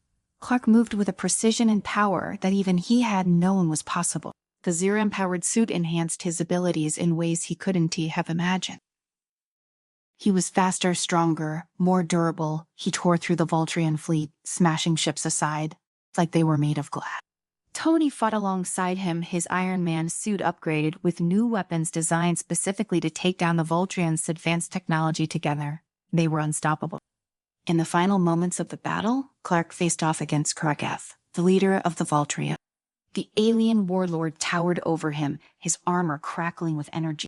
But Clark wasn't afraid. He knew with the Zerian coursing through him that he could win. Their fight was brutal, each blow shaking the very fabric of space around them. But in the end, Clark stood victorious, Kragath's broken form floating in the wreckage of the battle. With the Voltron defeated, Tony and Clark returned to Earth. The threat was over for now, but they both knew that the universe was full of dangers, and they would face them together stronger than ever before. As they stood on the rooftop of Stark Tower, watching the sun set over the city, Tony glanced at Clark with a smirk. Next time, let's try not to rely on alien death traps, all right? Clark chuckled, shaking his head. Welcome to the story. Don't forget to like, subscribe, and support me. The world wasn't too ready for this. Hell, how could anyone be? When the virus first appeared in the remote mountains of Southeast Asia, the global community barely blinked. Another strange illness, some thought, perhaps a new flu variant or an odd mutation of some tropical fever. The media paid little attention. A few scientists raised alarm bells, but no one took them seriously until the first outbreak happened in Bangkok. It started in the slums among people who had little to lose and even less hope. At first, the symptoms seemed manageable: fever, fatigue, mild hallucination. Nothing the human race hadn't seen before, but then the second wave hit. The infected began to change, not just physically but mentally. Ordinary men and women gained extraordinary strength, speed, and resilience. But along with that came something far worse: a violent, insatiable rage. It wasn't long before Bangkok became a battleground. That's where Tony first heard about it, through grim reports from a colleague who worked at the CDC. Tony had been buried in his lab for weeks, working on a new antiviral for something else entirely, when his phone buzzed with a message that made his blood run cold. New virus spreading fast. Beyond anything we've ever seen, people are changing. Get out now. Tony reread the message 3 times, as if the words themselves would reshape into something less ominous. But they didn't. He'd been living in Bangkok for months, consulting with local authorities on a separate public health crisis. Now that seemed like a trivial concern compared to what was happening just miles away. Outside his apartment, sirens screamed through the humid night air. From his window, he could see plumes of smoke rising in the distance, backlit by the fires of a city descending into chaos. He grabbed his emergency kit, something he'd packed out of paranoia, and bolted from the apartment, heading for the one place he knew would have the answers: the biogen facility on the outskirts of the city. It was there, amidst the panic of scientists and military personnel trying to lock down the outbreak, that Tony came face to face with Clark. Clark had been in Bangkok for 3 days before the shit hit the fan. He wasn't there on a vacation or even on official duty. No, this was personal. Clark was a field operative, a former soldier who specialized in handling the unthinkable, the classified, and the dangerous. When the first whispers of a strange illness hit the international intelligence networks, his superiors sent him in to gather intel. But by the time he arrived, it was too late to contain anything. The streets were a war zone. He met Tony in the middle of that chaos, when the military had sealed off the lab and the infected began to breach the outer perimeter. Tony, drenched in sweat and carrying nothing but a backpack filled with hastily grabbed equipment, pushed his way past the soldiers guarding the lab door. Clark spotted him immediately, something about the way he moved, the determination etched into his face. This wasn't to some panicked civilian. This guy had a plan. Clark approached him, cutting through the mess of people screaming orders into radios, rushing to secure data, and generally losing their mind. "You the scientist?" Clark asked, his voice calm despite the tension coiling in the air. Tony glanced up at him, confused for a second, before nodding. "Yeah, I am Tony." "Good, you were coming with me." "Wait, what?" "I am trying to find—" "No time for that. You want to get answers here. Not now. Place is compromised. But I need to—" Clark's hand clamped down on Tony's sapphire, pulling him toward the exit. "You'll be dead if you stay here. Trust me." Tony hesitated for a moment, his mind racing with calculation. Could he really leave? But then the explosion rocked the building, sending chunks of concrete and steel crashing down. The infected had broken through. That was all the convincing Tony needed. Together, they ran. The two men barely escaped as the lab collapsed into ruin, swarmed by ravagers, the name given to the infected, whose violent, erratic behavior made them seem more like wild animals than human. Clark led Tony through the narrow alleyways and streets, avoiding the main roads where military blockades were crumbling under the sheer force of the outbreak. They eventually found refuge in an abandoned high-rise building, far enough from the city center to catch their breath. Tony sank against the wall, panting. What the hell was that? "Welcome to the New World Order," Clark muttered, peering through the cracked window at the chaos unfolding below. "You want to tell me what's really going on? Because what I've seen in the last 12 hours doesn't line up with any virus we've ever dealt with." Tony wiped the sweat from his brow, his heart still racing. "It's not just a virus," he said, grimacing. "It's something more. We thought it was just another outbreak at first. But the way people are changing, the way their bodies are adapting, it's almost like genetic modification. The infected are gaining abilities, physical enhancements that should be impossible. And the rage, the violence. Side effect," Tony muttered, staring at the floor. "The human mind isn't equipped to handle such rapid changes. It drives them insane." Clark cursed under his breath. "How does this happen? Someone made this. Did Tad—" Tony nodded slowly. "That sounds what I've been trying to figure out. I didn't know it was this bad, but I've been tracking the virus progression for weeks. It originated from a lab Biogen, the facility we were just at." Biogen, Clark repeated, piecing it together. "So this isn't too natural. Someone engineered it." "Not just anyone," Tony added there. "There's a group behind it, the Ascendant. They believe the next stage of human evolution is genetic enhancement. They've been working on this for years, but something went wrong. The virus wasn't supposed to spread this way." "Wrong or not, it stands tearing the world apart." Clark looked grim. "So what? Some plan? You got a cure?" "I am working on it," Tony said, frustration evident in his voice. "But it's evolving too fast every time. I think I've made a breakthrough. The virus changes. We're running out of time." Clark exhaled sharply, pushing himself away from the window. "Then we need to find the source if we can to stop the virus from spreading." None of this mattered. Tony nodded in agreement, though he felt a heavy weight in his chest. Finding the source meant more than just tracking down a virus. It meant confronting the people who created it, and they wouldn't go down without a fight. Their journey out of Bangkok was a blur of tense moments, close calls with the infected, and navigating through streets overrun with chaos. Clark's skills as a former soldier were put to the test, guiding them through danger zones while Tony tried to keep up, his mind racing with calculations and scenarios on how to stop this global catastrophe. As they moved further from the city, the devastation became less apparent, but the fear remained palpable. Refugee camps dotted the outskirts with survivors huddled together, waiting for aid that may never come. In the distance, helicopters roared overhead, carrying out extraction missions for high-value targets, while the rest of the population was left to fend for themselves. At one of the camps, they met a doctor named Sarah who had been working tirelessly to treat the infected. She had seen firsthand how the virus transformed people, how it broke them down mentally while building them up physically. "They were like gods with the minds of demons," she said, describing the ravagers she'd encountered. Sarah had been gathering data on the virus from the survivors she'd treated. Some of the infected hadn't fully turned yet. Their abilities were emerging, but they hadn't succumbed to the madness. This gave Tony hope. If they could find a way to stabilize the virus in those individuals, it might lead to a cure. "We need your help," Tony said, after explaining their mission. "You've seen more of this up close than anyone else. If we can figure out what's causing the madness, we can stop it." Sarah hesitated, glancing around at the makeshift hospital she'd built. "I can just leave these people." You don't have to. Clark said, we just need access to your data. We'll do the rest. Reluctantly, Sarah agreed, handing over her files and vowing to stay in contact if she discovered anything new. Tony downloaded everything onto his tablet, feeling a glimmer of hope as they prepared to move on. But the hope was short-lived. As they left the camp, a convoy of military trucks rolled in, their insignia unfamiliar. Clark's eyes narrowed. That sentient good. What is it? Tony asked, noticing the tension in Clark's posture. That's not local military. Those are ascendant forces. Clark's instincts kicked in the moment he saw the convoy, and he immediately pulled Tony to the side, out of sight. With an eerie precision, the kind that only came with military discipline, an intent. These weren't your standard soldiers. They moved like professionals, ruthless, efficient, and deadly.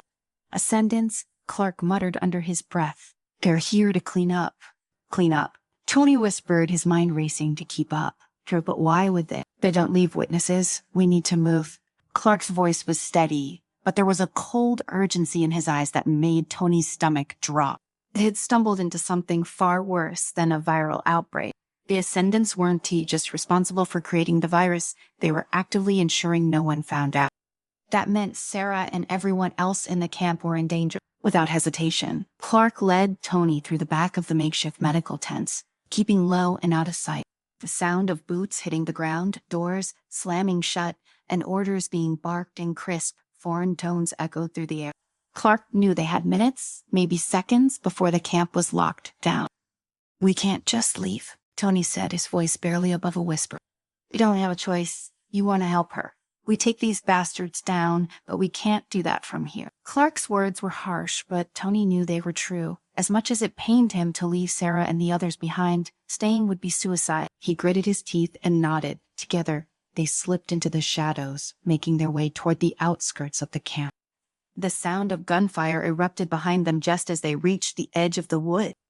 Tony flinched at the sound, his heart pounding in his chest. He could only imagine what was happening back there, innocent people caught in the crossfire of something far bigger than that. Clark pushed them forward, his face a mask of determination. We need to find a way to cut their communications if they can. Till you report back, we will have a shot at stopping them. They moved deeper into the forest, the sounds of the camp fading behind them. Clark's military experience guided them, and soon they stumbled upon a small, camouflaged Ascendant outpost. It was tucked away in a clearing, almost invisible to the naked eye. Tony's mind raced, analyzing the situation while Clark scoped the perimeter. We hit them hard, fast, no mistakes. Clark whispered, his eyes locked on Tony. Sutter, can you handle that? Tony nodded, though his stomach churned with nerves. He wasn't a soldier. He'd spent most of his life in labs, not battlefields. But he knew that if they failed here, the Ascendants would continue their operation unchecked. The fate of humanity depended on stopping them. Clark handed Tony a small pistol. The plan was simple but dangerous. Clark would take out the guards patrolling the perimeter while Tony disabled the communications array inside the outpost. With no way to contact their superiors, the Ascendants wouldn't be able to call for reinforcements. It was risky, but it was their only option. Clark moved first, slipping through the trees like a shadow. He took down the first guard with a swift, silent strike, his knife flashing in the dim light. Tony followed behind, his hands trembling as he clutched the pistol. His mind was racing, going over the technical specs of the communication equipment he'd seen in the Ascendant's file. If he could just get to the central hub, he could disable it. As they neared the outpost, Tony felt his heart hammering in his chest. Every step felt like it could be his last, but Clark moved with an ease that was almost unnerving. Within minutes they had reached the control room. The door was unguarded, but Tony knew better than to relax. The real challenge was inside. Tony knelt by the door, listening for movement. The room beyond was quiet, too quiet. He glanced at Clark, who gave him a sharp nod. Taking a deep breath, Tony pushed the door open, the hinges creaking slightly in the silence. The room was empty, save for the humming computers lining the wall. This is it, Tony whispered, rushing to the main console. His fingers danced across the keyboard as he hacked into the system. The firewall was advanced, but he was faster within seconds. He had access to the communication network. Clark stood guard at the door, his eyes scanning the forest for any sign of movement. Stay hurry. I am trying to, Tony muttered, his focus entirely on the screen. The network was extensive, but he found what he was looking for, the central hub that controlled all outgoing transmissions. With a few keystrokes, he disabled it. Done, Tony said, stepping back from the console feed. They recut off. Good. Clark turned to leave, but then froze. A faint noise caught Tony's attention too. A low, beeping sound coming from the console. What is that? His voice tensed. Clark's eyes widened in realization. Planet's out to fail. Safe, they know. We read here. Before either of them could react, the room exploded into chaos. The walls shook as the building's automated defense system activated, metal shutters slamming down over the windows and doors. Red lights flashed, and a voice over the intercom droned in a language Tony couldn't understand. They were going to burn this place down with us in it, Clark said grimly, pulling Tony toward the far corner of the room. Here we need to move. The door they had entered through was now sealed shut, but Clark wasn't one to give up easily. He scanned the room, searching for an exit. At their share, he said, pointing to an air vent high on the wall. Terracet plates, our only way out. Tony didn't hesitate. He grabbed a nearby chair and dragged it over, climbing up to reach the vent. Clark followed, using his knife to pry the metal grate loose. It took longer than either of them liked, but finally, the vent came free, and they crawled inside just as the room erupted in flame.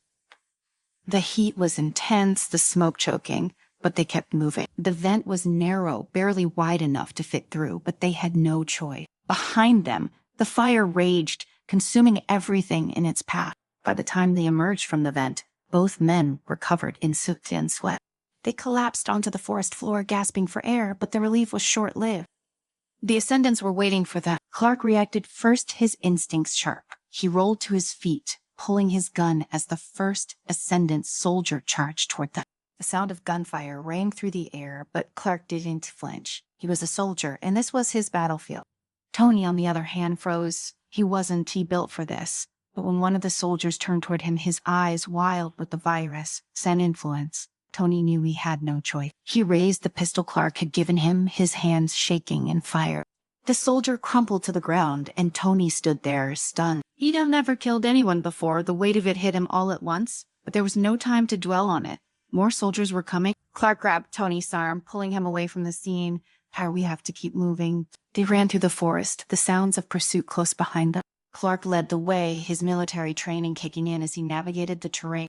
Tony followed, his mind racing with everything that had just happened. They had cut off the Ascendancy's communications, but at what cost? How many more were out there? And would they ever be able to stop this virus before it consumed everything?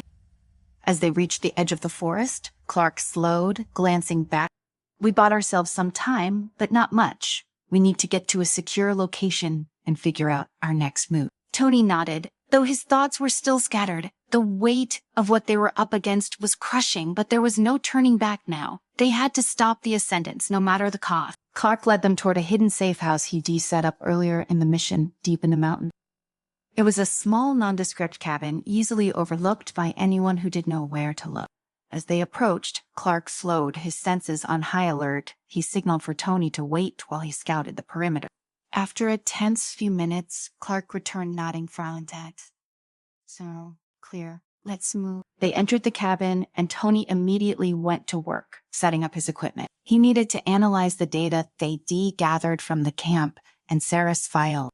There had to be something there, a clue, a weakness in the virus that he could exploit. As Tony worked, Clark stood watch, his eyes scanning the darkening horizon. They were running out of time, and the Ascendants were relentless.